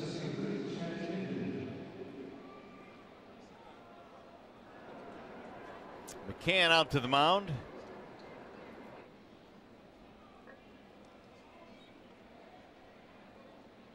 And Brad and Rich Doobie, the pitching coach, and talking to one another,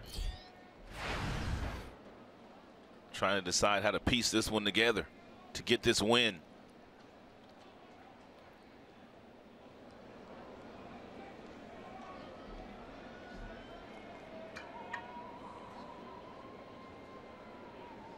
Pinder struck out 3 times already here today, so it's been a rough day for Chad Pinder.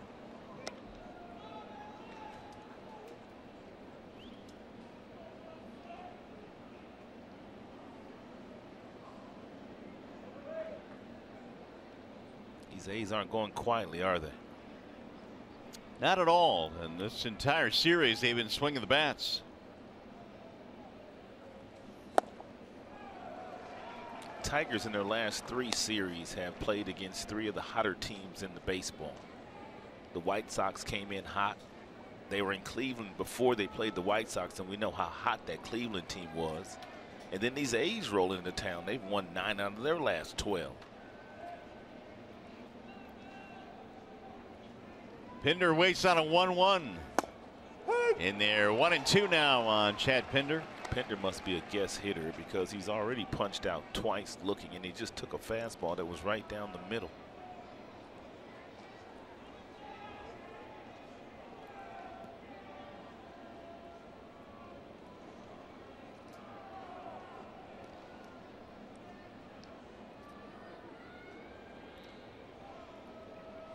Location pretty good on all 3 of the fastballs that he's thrown to Pinder. All of them down at the bottom of the strike zone on the outer edges of home plate.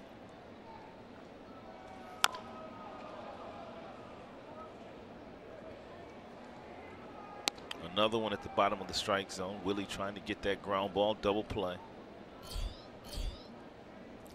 Here is the box for the Athletics tonight. Both teams double digits in the hit column. 12 for the Tigers, 11 now for the A's. They've got the tying run at the plate. Yeah, both teams have left 9 on as well. Line drive to left. That's going to be a base hit. They're going to hold the runner at third base as Wendell stops there, and now they're loaded up. Well, you wonder if Brad will do it. 6 out save. Still nobody out in the inning.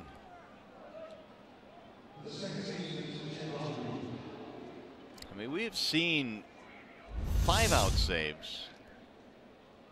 All the pitches at the bottom of the strike zone. Finally gets one down, another one that's down, and Pinder goes down to get it. So Willie made the pitches and to get the ground ball. Just didn't get it.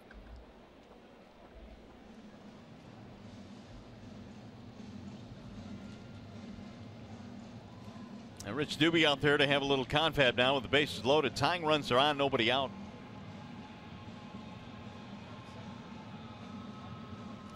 Fast don't forget to join us tomorrow for some afternoon baseball. Coverage begins with Tigers Live at noon. The A's and Tigers tomorrow at noon right here on Fox Sports Detroit as we wrap up this series. Well, it gets interesting now because you got the middle of the lineup coming up. You got Jed Lowry stepping in.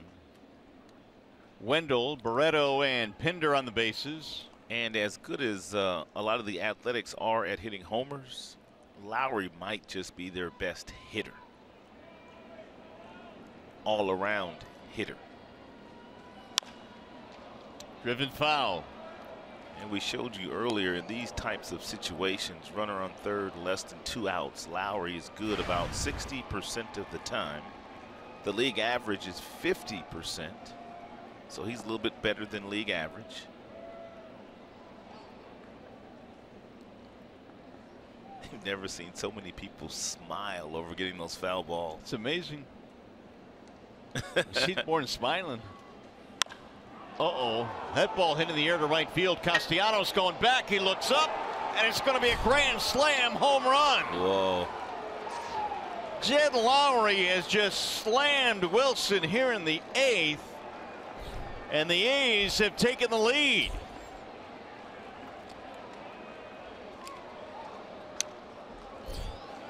Three singles and a grand slam home run. What a year for Jed Lowry.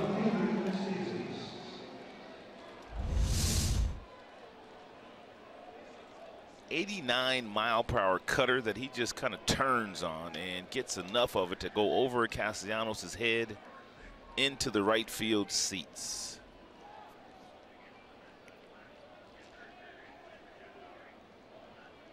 And the look of disgust for Alex Wilson after that ball rather flies into the seats and right. Lowry's been a one-man wrecking crew in the series. He's had a great series. He now has 5 RBIs today and 8 for the series.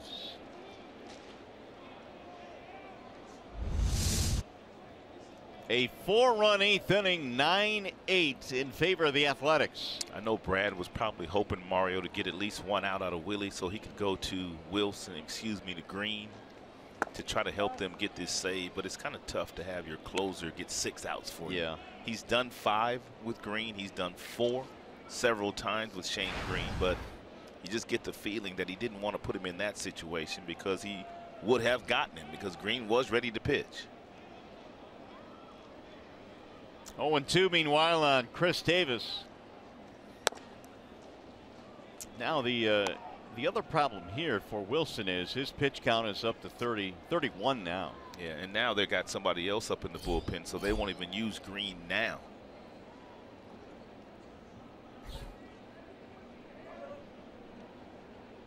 Hardy's up, I believe. 1-2, a swing and a miss. He's swinging A's. Davis out on strikes. That'll bring up Olson. And now Blaine Hardy warming up. Green sitting down. That grand slam has changed the look of this entire inning.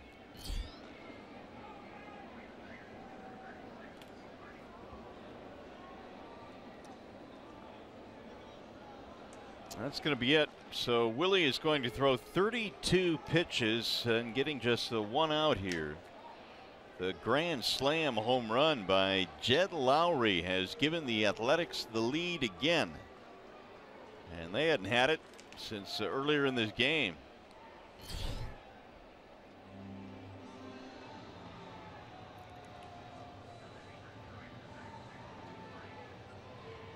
So Blaine Hardy is going to be coming in for the Tigers. Well, one of the more unique parts of this ballpark, the statues out in left center field here at Comerica Park. And John Buffone, the Vice President of Architecture at Olympia Development, gives us some background on those statues. You know, to show the statues to demonstrate different attributes of the players. So, like for instance, Ty Cobb demonstrates speed and the way he blasts explodes into the plate. And then there was Greenberg, power. Gehringer was agility, and Newhouser had the, you know, you look at that and the balance, the poise, the concentration, and then K-line, the intensity and concentration. There was a lot of thought that went into each one of them. Well, Mr. Ryan was very involved in all of these statues here at Comerica Park, and for me, the one thing that sets this ballpark apart from many others, I think the great thing here, Ron, is the fact that they are kind of embracing their history and some of their great players. Yeah, Willie Horton, Greenberg, Gehringer, Newhouser, K-line.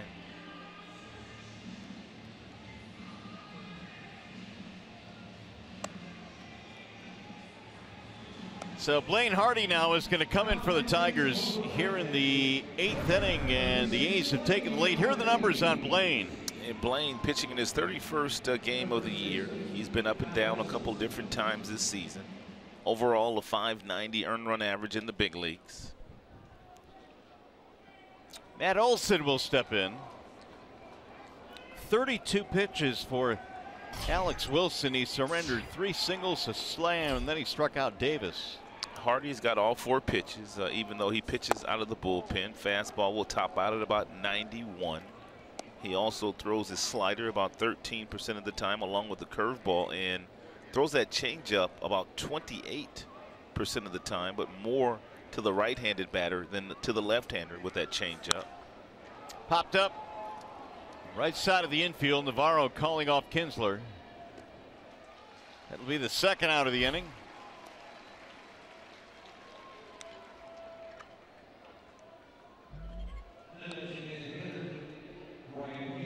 Here's Ryan Healy now with 2 outs.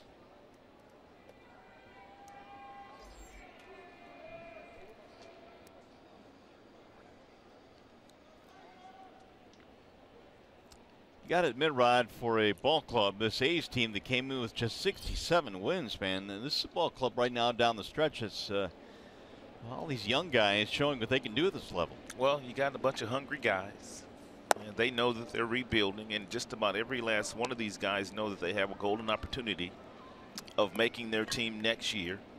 Tigers have a lot of young players in the same situation, both teams rebuilding. 1 ball, 1 strike. But it appears that the Athletics have started their rebuild a little earlier than the Tigers. Jed Lowry has put his team ahead with the grand slam. Jed Lowry has 1 more year on a contract that he signed. Got a $6 million option. No doubt they're going to pick that up. That's a bargain for the numbers he's putting up. Yeah, no doubt. Really, offensively and defensively. Oh, yeah. We talked about that last night. 2-2 on Healy. So now the A's have 13 hits and the Tigers have 12.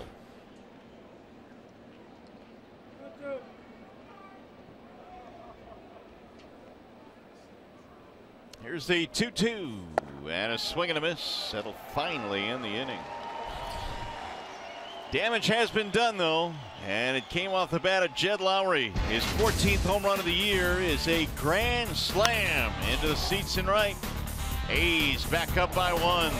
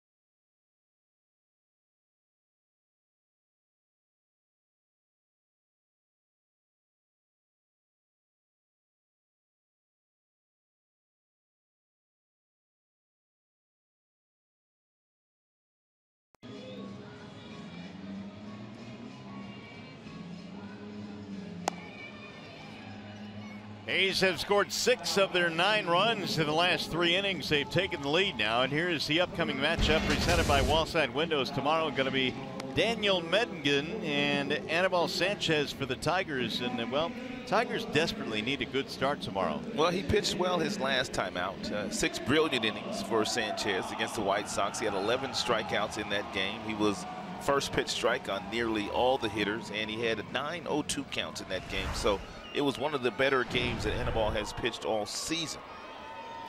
Hatcher is on now for the Athletics. We saw Hatcher in last night's game. Miggy looks at a strike 0-1. It'll be Cabrera, Castellanos, Candelario as Josh Begley takes over now behind the dish.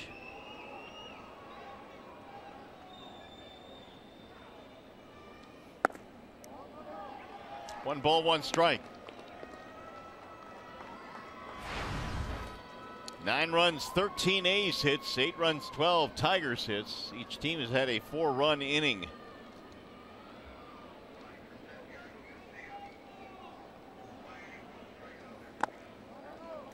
Two and one.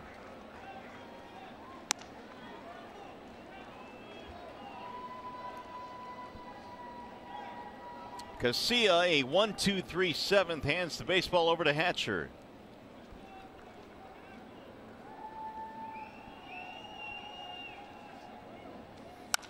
Mickey drives one to right field, and it's going to get down a base hit.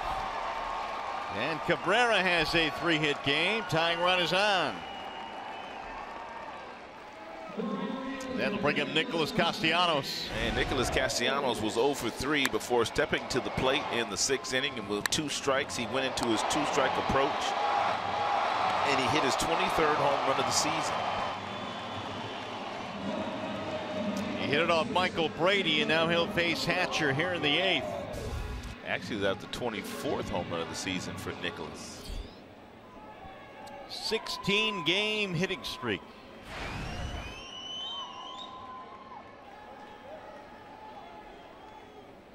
Castellanos now 6 RBI shy of 100. Nick swinging a drive high and deep to left field, way back to the track, to the wall, and it is off the wall. Coming to third base is Cabrera. He'll stop there. Castellanos with a double, and he nearly hit it out. Well, Davis in left field, I don't know what he was doing out there, but that ball landed on the warning track, I think. Brad going to want to take a look at it. It was hit so high. It looked like it was going to go out by a long ways. And Nick with that 28-degree launch angle. You're right, man. It hit the warning. The ball, he jumped for the ball. I think the ball hit on the warning track. It did. I thought it hit the wall, but it didn't.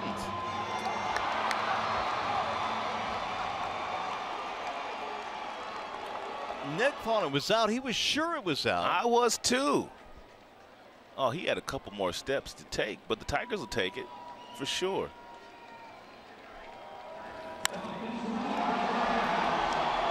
Nick says, I got me a 2-homer night. Yeah, he did. Little hand slap here for Vizquel. Oh, but it's not. It's a double. Yeah, I'm with you, Nick. Meanwhile, Romine coming in to run for Cabrera at third. Infield coming in now for the Athletics. Second and third, nobody out.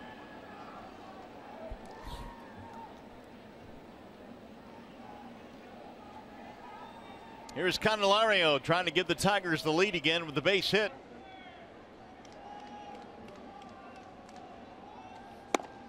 Strike one.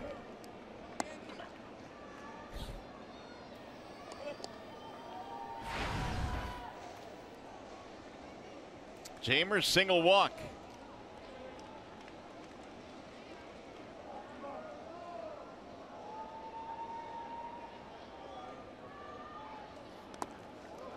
Nice block by Fegley, keeping Romine at third, 1-1.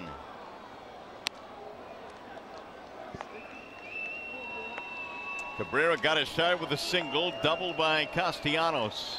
Miggy has 7 3-hit games this year. The last time he had 3 hits in a game came on August 26th, so not that long ago.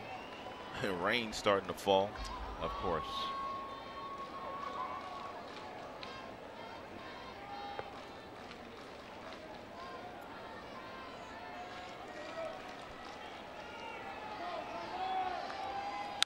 Ground ball, scooped it first. Nicely done there by Olsen, who tags the bag, and the runners will hold.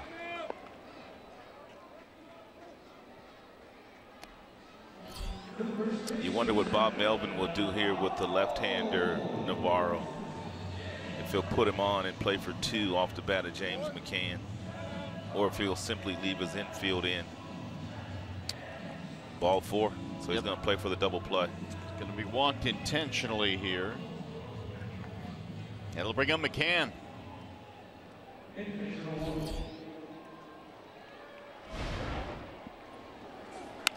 And base hit, bloop single for McCann, which drove in 1 run, and he also doubled in the game today. That was in the 5th.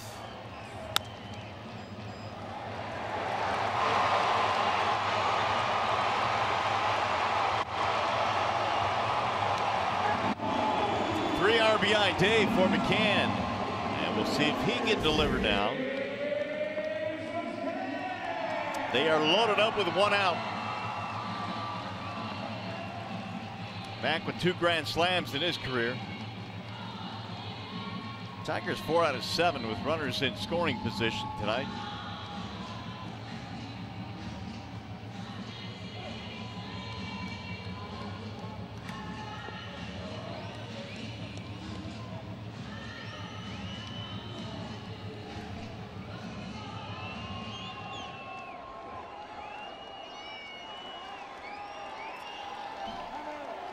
Now time called as Max steps out. Total of 27 hits between the 2 teams tonight.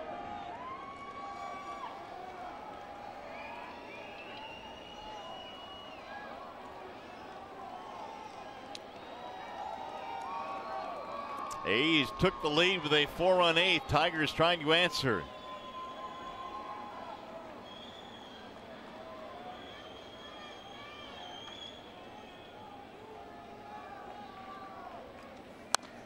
Fouled away 0-1. Ooh, James got a good fastball there.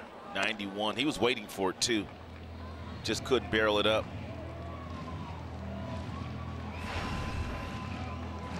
Depending how hard the ball is hit down toward third base or first base, they will come home if it's not hit hard to get the out at home. If the ball is hit sharply, then the third baseman, the shortstop, and the second baseman will try to turn a double play.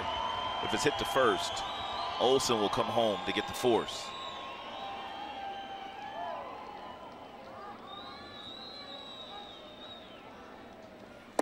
Ooh, man, inside tied him up. Yeah, he did. It's where you got to spread out. It's where you got to choke up. You got to do whatever you can do to try to put this ball in play. That's a four-seam fastball. He really got that one in.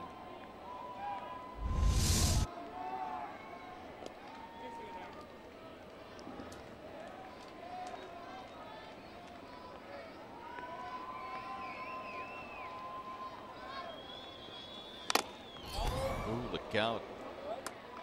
That foul ball knocked the mask off of Phegley. Hatcher went right back inside with that same four-seam fastball at 94, about 3 inches off the plate.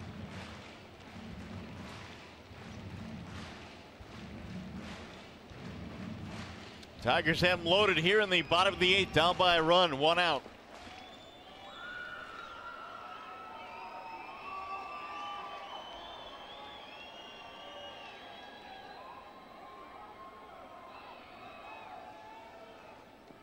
Swing and a miss. He dusted him up top, and that is out number 2. So it's going to be up to Mikey Matuk. All fastballs thrown by Hatcher to McCann. 4 straight fastballs, all of which 93 to 94.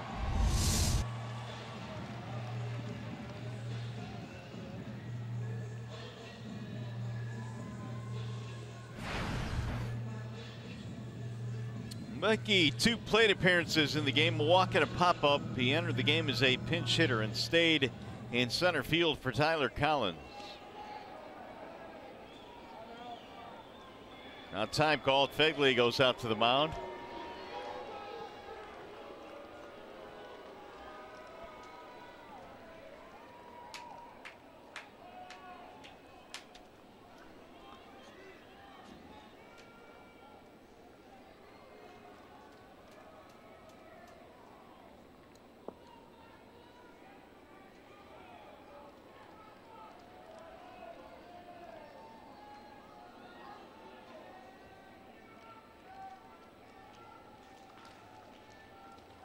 Mikey looks at a strike right at the belt.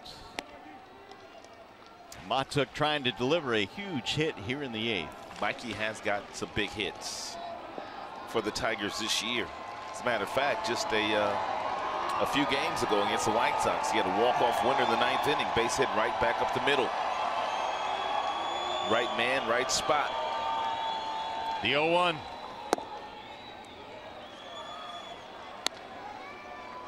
If you're Mikey, you need to get ready to hit that fastball. The same fastball that he got McCann out with is going to be 93, 94. And he's probably going to try to either come inside or go at the top of the zone.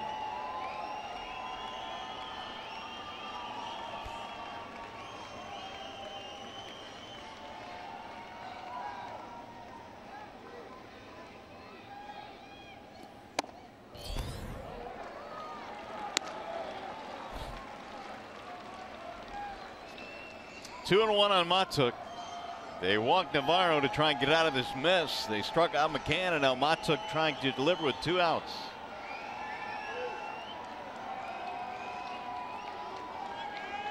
Umbrellas up, rain falling here at the ballpark. We had a 15-minute delay at the start of the game because of rain.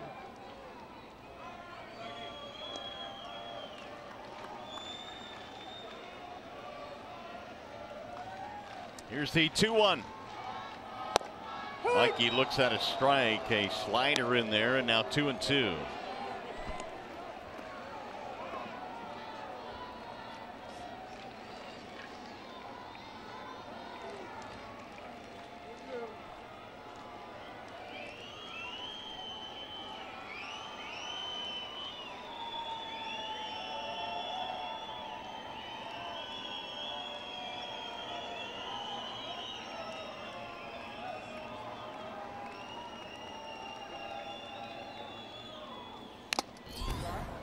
Mikey stays alive. Fegley's getting hammered behind the plate there. He's had a couple of foul tips off that mask. Yeah, that last one was 95 thrown by Hatcher.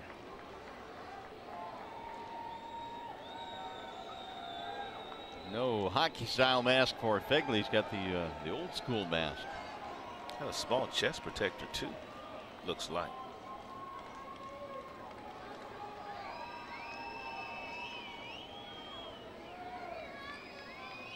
Two and two.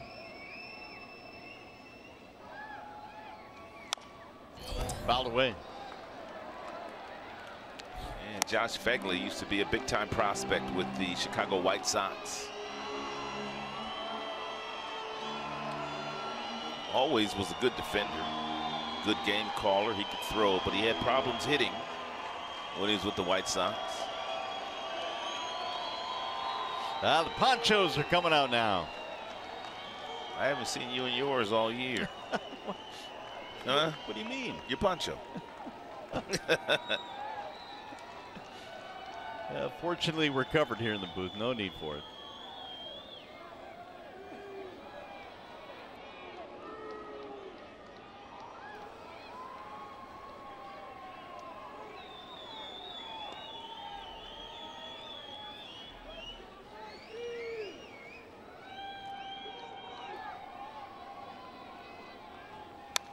Ooh, another foul by Mike Hughes. Stays alive. He spoiled that breaking pitch.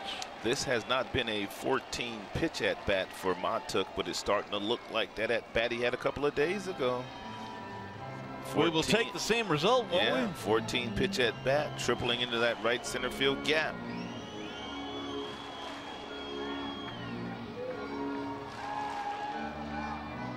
The more pitches you see, the more your chances increase, especially against a team you haven't seen since the beginning of May.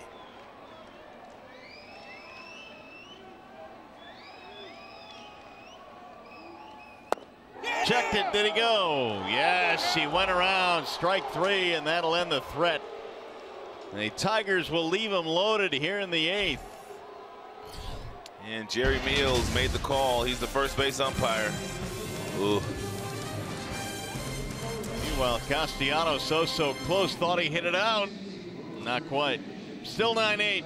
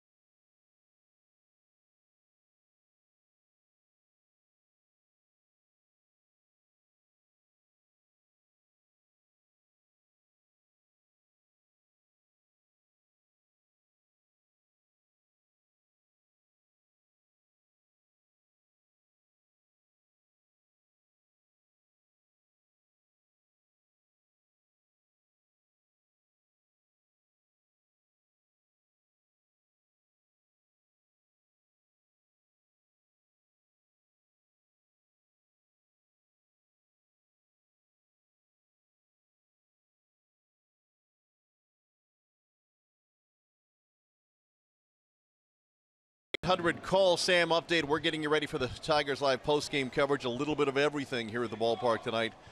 Here's the deal.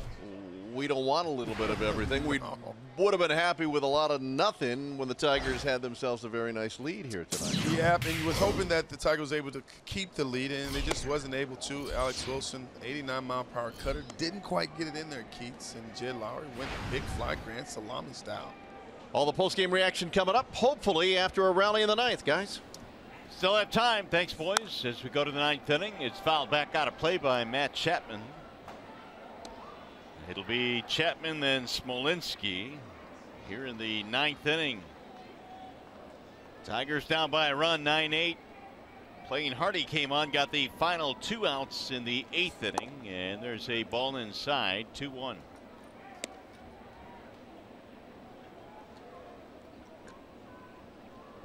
Chapman with a homer and a walk in this game.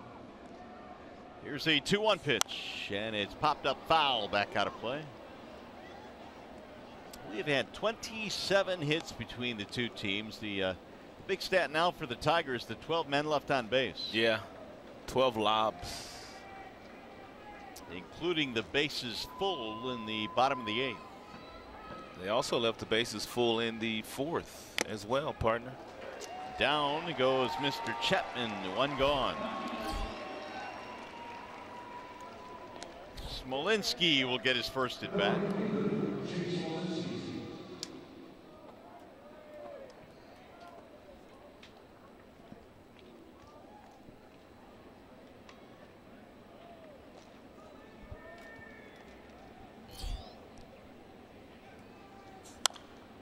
Foul back out of play, 0-1. Might as well sleep here tonight, partner. I was thinking the same thing. I really was. Were you really? Yeah. I'm thinking, man, it's already what, a little after 11.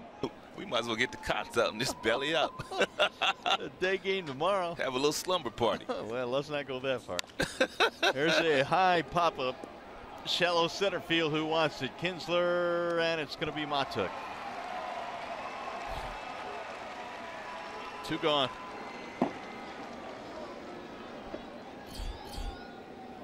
Blake Trinan warming up. And we saw Trinan last night.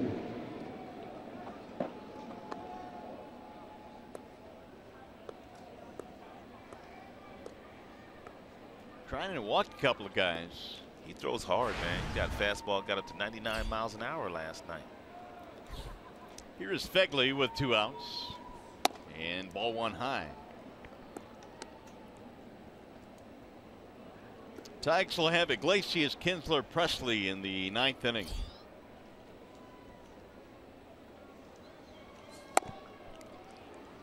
And Romine pinch ran for Miguel Cabrera, so Miguel's spot will be occupied by Romine if they get there.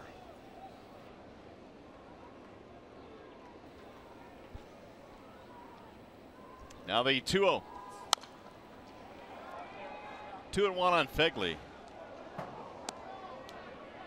Tigers still have Hicks on the bench. They got Machado, Jacoby, and Brian Holiday as well. Fortified benches and fortified bullpens in September.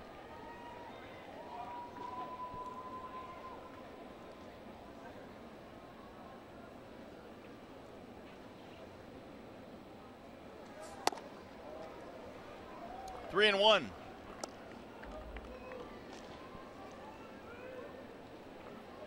Barreto waiting on deck, the top of the order.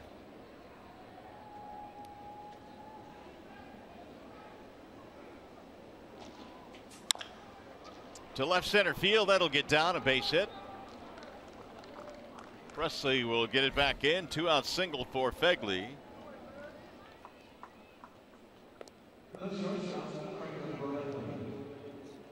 This will be the 6th at bat of the night for Franklin Barreto.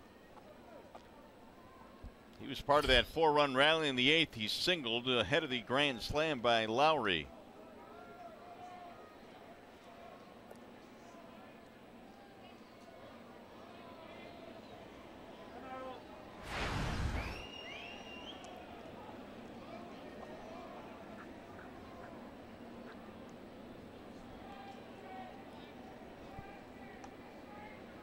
Home plate umpire Ryan Blackney walking right behind McCann to get him to come back to home plate.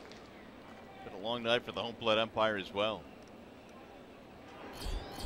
And there's Shane Green again warming up in the Tigers pen.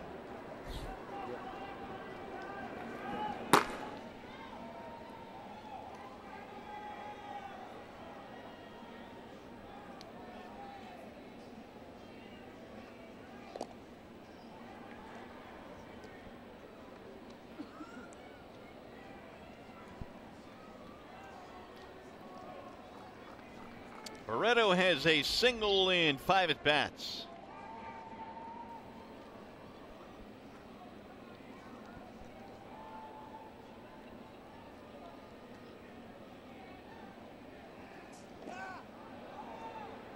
Bit of a quicker move there from Hardy, who chases Fegley back. Hardy's got that slide step move that as a hitter or a base runner, when you see a slide step, you're anticipating that he's going to throw that ball home, but he uses that slide step as a pickoff move. And apparently just trying to buy some time to get Shane Green in this game with the right-hander due up. That's going to be it for Blaine Hardy, it appears. And now the signal goes to the bullpen.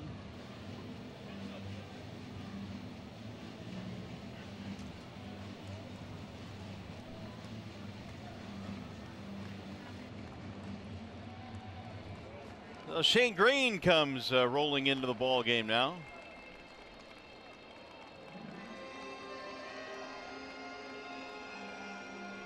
Well, as we begin to wrap up a piece of history now, there's our Johnny Kane, who is like many kids, a big baseball card collector growing up. And boy, the collection for Johnny Kane, it is huge. And Johnny talks about that baseball card collection that he's had going for years and years. My brother and I are only a little more than a year apart from one another, so growing up, you know, my dad would sometimes, whatever we would get for our allowance, if we had a couple of bucks, he would take us up to the card shop and we could decide what we wanted to do. And sometimes he would take us to card shows. And honestly, that was a big part of my youth was, I mean, I got excited about buying baseball cards, buying football cards, and seeing what we could come up with. So, you know, for me, that was a big part of it. I've always been involved with sports, but certainly whenever you're looking at the back of a baseball card and adding to your collection, you know, that was almost the currency at school too. You could trade with your friends, and that was before we had all the video games and all that stuff. Not that I'm that old, but it was about, you know, what kind of cards did you have, and bring them to school and let's see what we have. And so I was always real particular about, I wanted to keep all the cards I had, but I wanted to accumulate also. So it was kind of tough to make trades when you wanted to keep everything you had. But yeah, I think my dad's the one who kind of got us into it. And I know my brother's card collection didn't grow. He kind of grew out of that phase a lot earlier than I did. But at any rate, I know a lot of kids still today still collecting baseball cards, which is a cool thing. Well, I had myself a baseball card collection growing up, but nothing that big. Johnny Kane, man, he loved baseball cards. Well, here is Shane Green coming into the ball game now, and you got Barreto to face him. Green pitching in his 67th game this year, 2.69 earned run average. He is the Tigers' closer, but Brad has had a difficult time of getting Green in games to close out.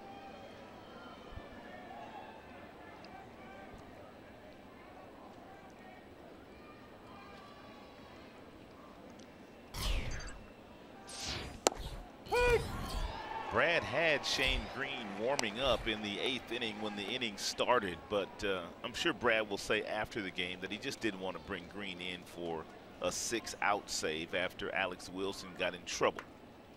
5 outs, 4 outs, probably, but not a 6-out save. Here is the 0-1 Barreto. Ooh, man, good bender inside part of the plate, and now it's 0-2.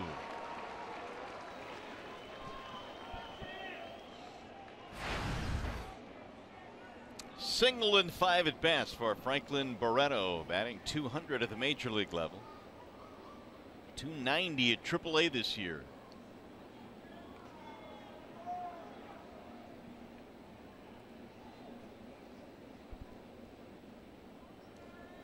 Runner goes on 0-2 and a ground ball to third. Candelario, nice backhanded pick. And a scoop at first by Navarro. Nicely done all the way around. We'll go to the bottom of the 9th. 1 to tie, 2 to win.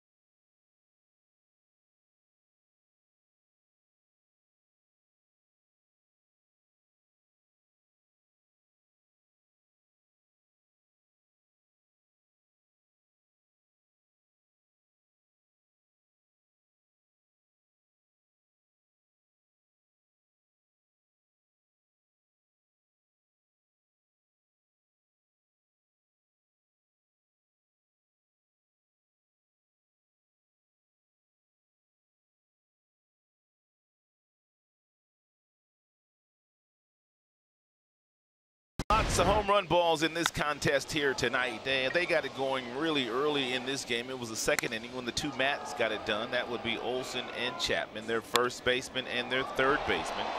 Ian Kinsler, he hit his 20th of the year. Presley his second. And Jed Lowry also played long ball along with Nicholas Castellanos. We thought Nicholas had a couple of them, but Nick ends up with a homer and a double. So big night for Nick, big night for Presley, and big night for some of the Oakland Athletics bats as well. Here is Iglesias to get it started now for the Tigers, facing Blake Trinan, trying to get the save here in the ninth. And Trinan is a hard thrower. He touched 99 last night. Hammer to left field. Davis moving over. He'll get there. One pitch and one out. Hard hit ball by Iglesias. He thought that ball was a gapper. He hit it so hard. Davis got the little mini fro coming out to cap out in left field. Old school afro. There's Ian Kinsler. Remember Oscar Gamble in that I throw? sure do. That was the biggest throw ever. He had the biggest one. Harold Baines had a big one too. Did he? Yeah, he did. Bake McBride. Those were the 70s. The afros. Swing and a miss. That first pitch to 95 to Iglesias. Iglesias jumped on Trinan, so he came back with 98. His first pitch to Ian. The 0-1. 0-2 now on Kinsler.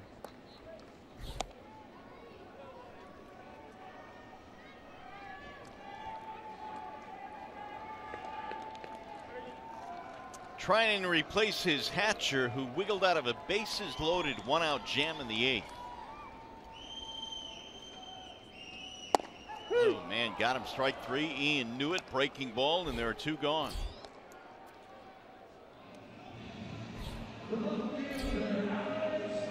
It's going to be up to Presley.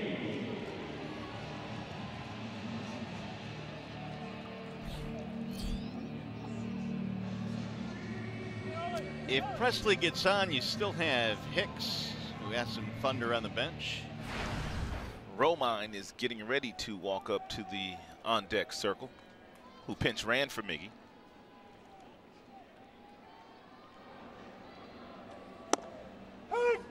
And Presley still with another shot here to get that cycle. He needs a triple.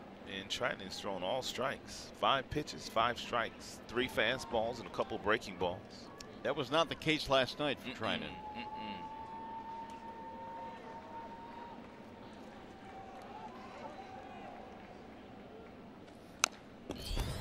0-2.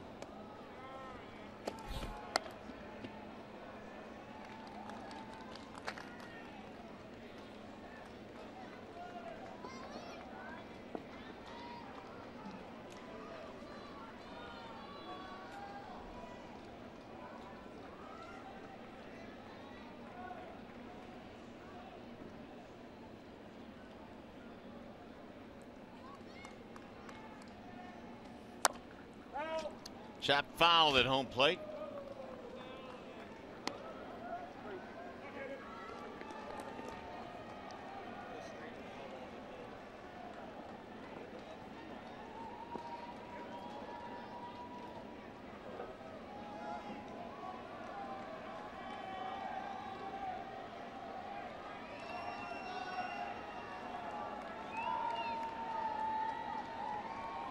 Each ball club with 14 hits. Tigers need a base runner here.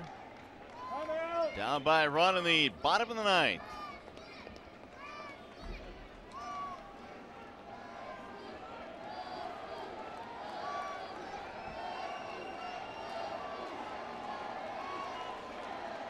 The 0-2. Oh, look out. That one went sizzling by Romine in the on-deck circle.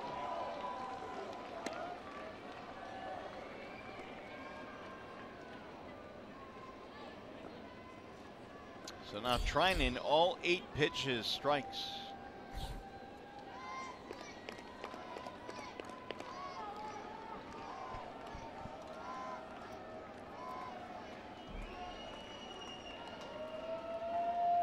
And again the 0-2.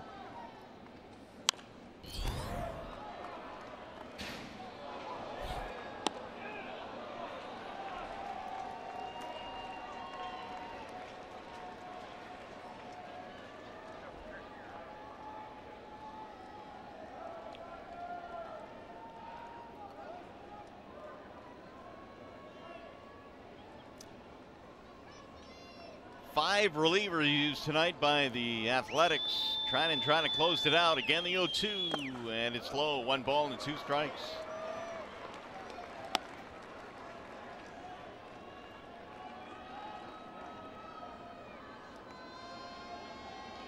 Three homers tonight for the Tigers. Kinsler, Presley, and Castellanos.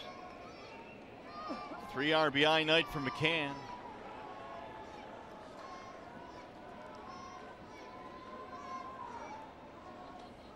Outside, 2-2.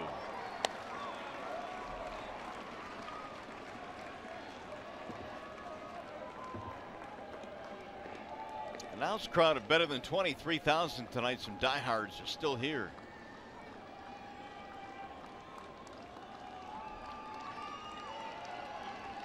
Hoping Presley can reach here. 2-2, and now time called.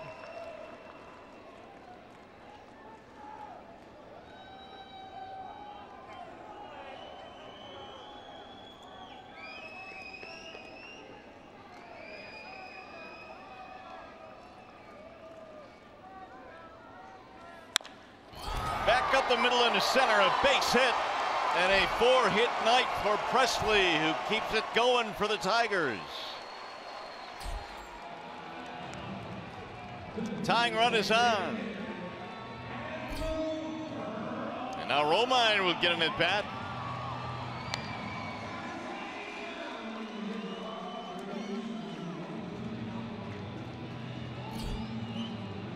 What a night for Presley. 2 singles, a homer, and a double.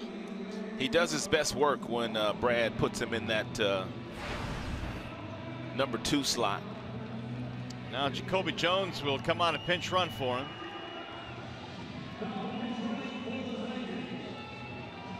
Got the fresh legs out there. Presley came in batting .330 in the 2 spot. Those numbers are going to go way up tonight.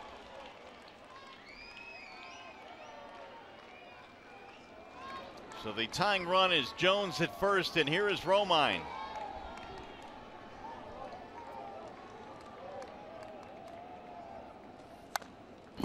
Oh, 0-1.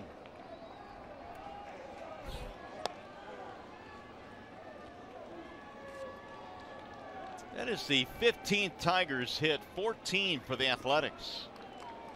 And these two teams have also combined to leave 22 men on base tonight. Old-fashioned slugfest here tonight. 17 runs scored. Bouncing ball, third base side. Chapman should do it, and it does.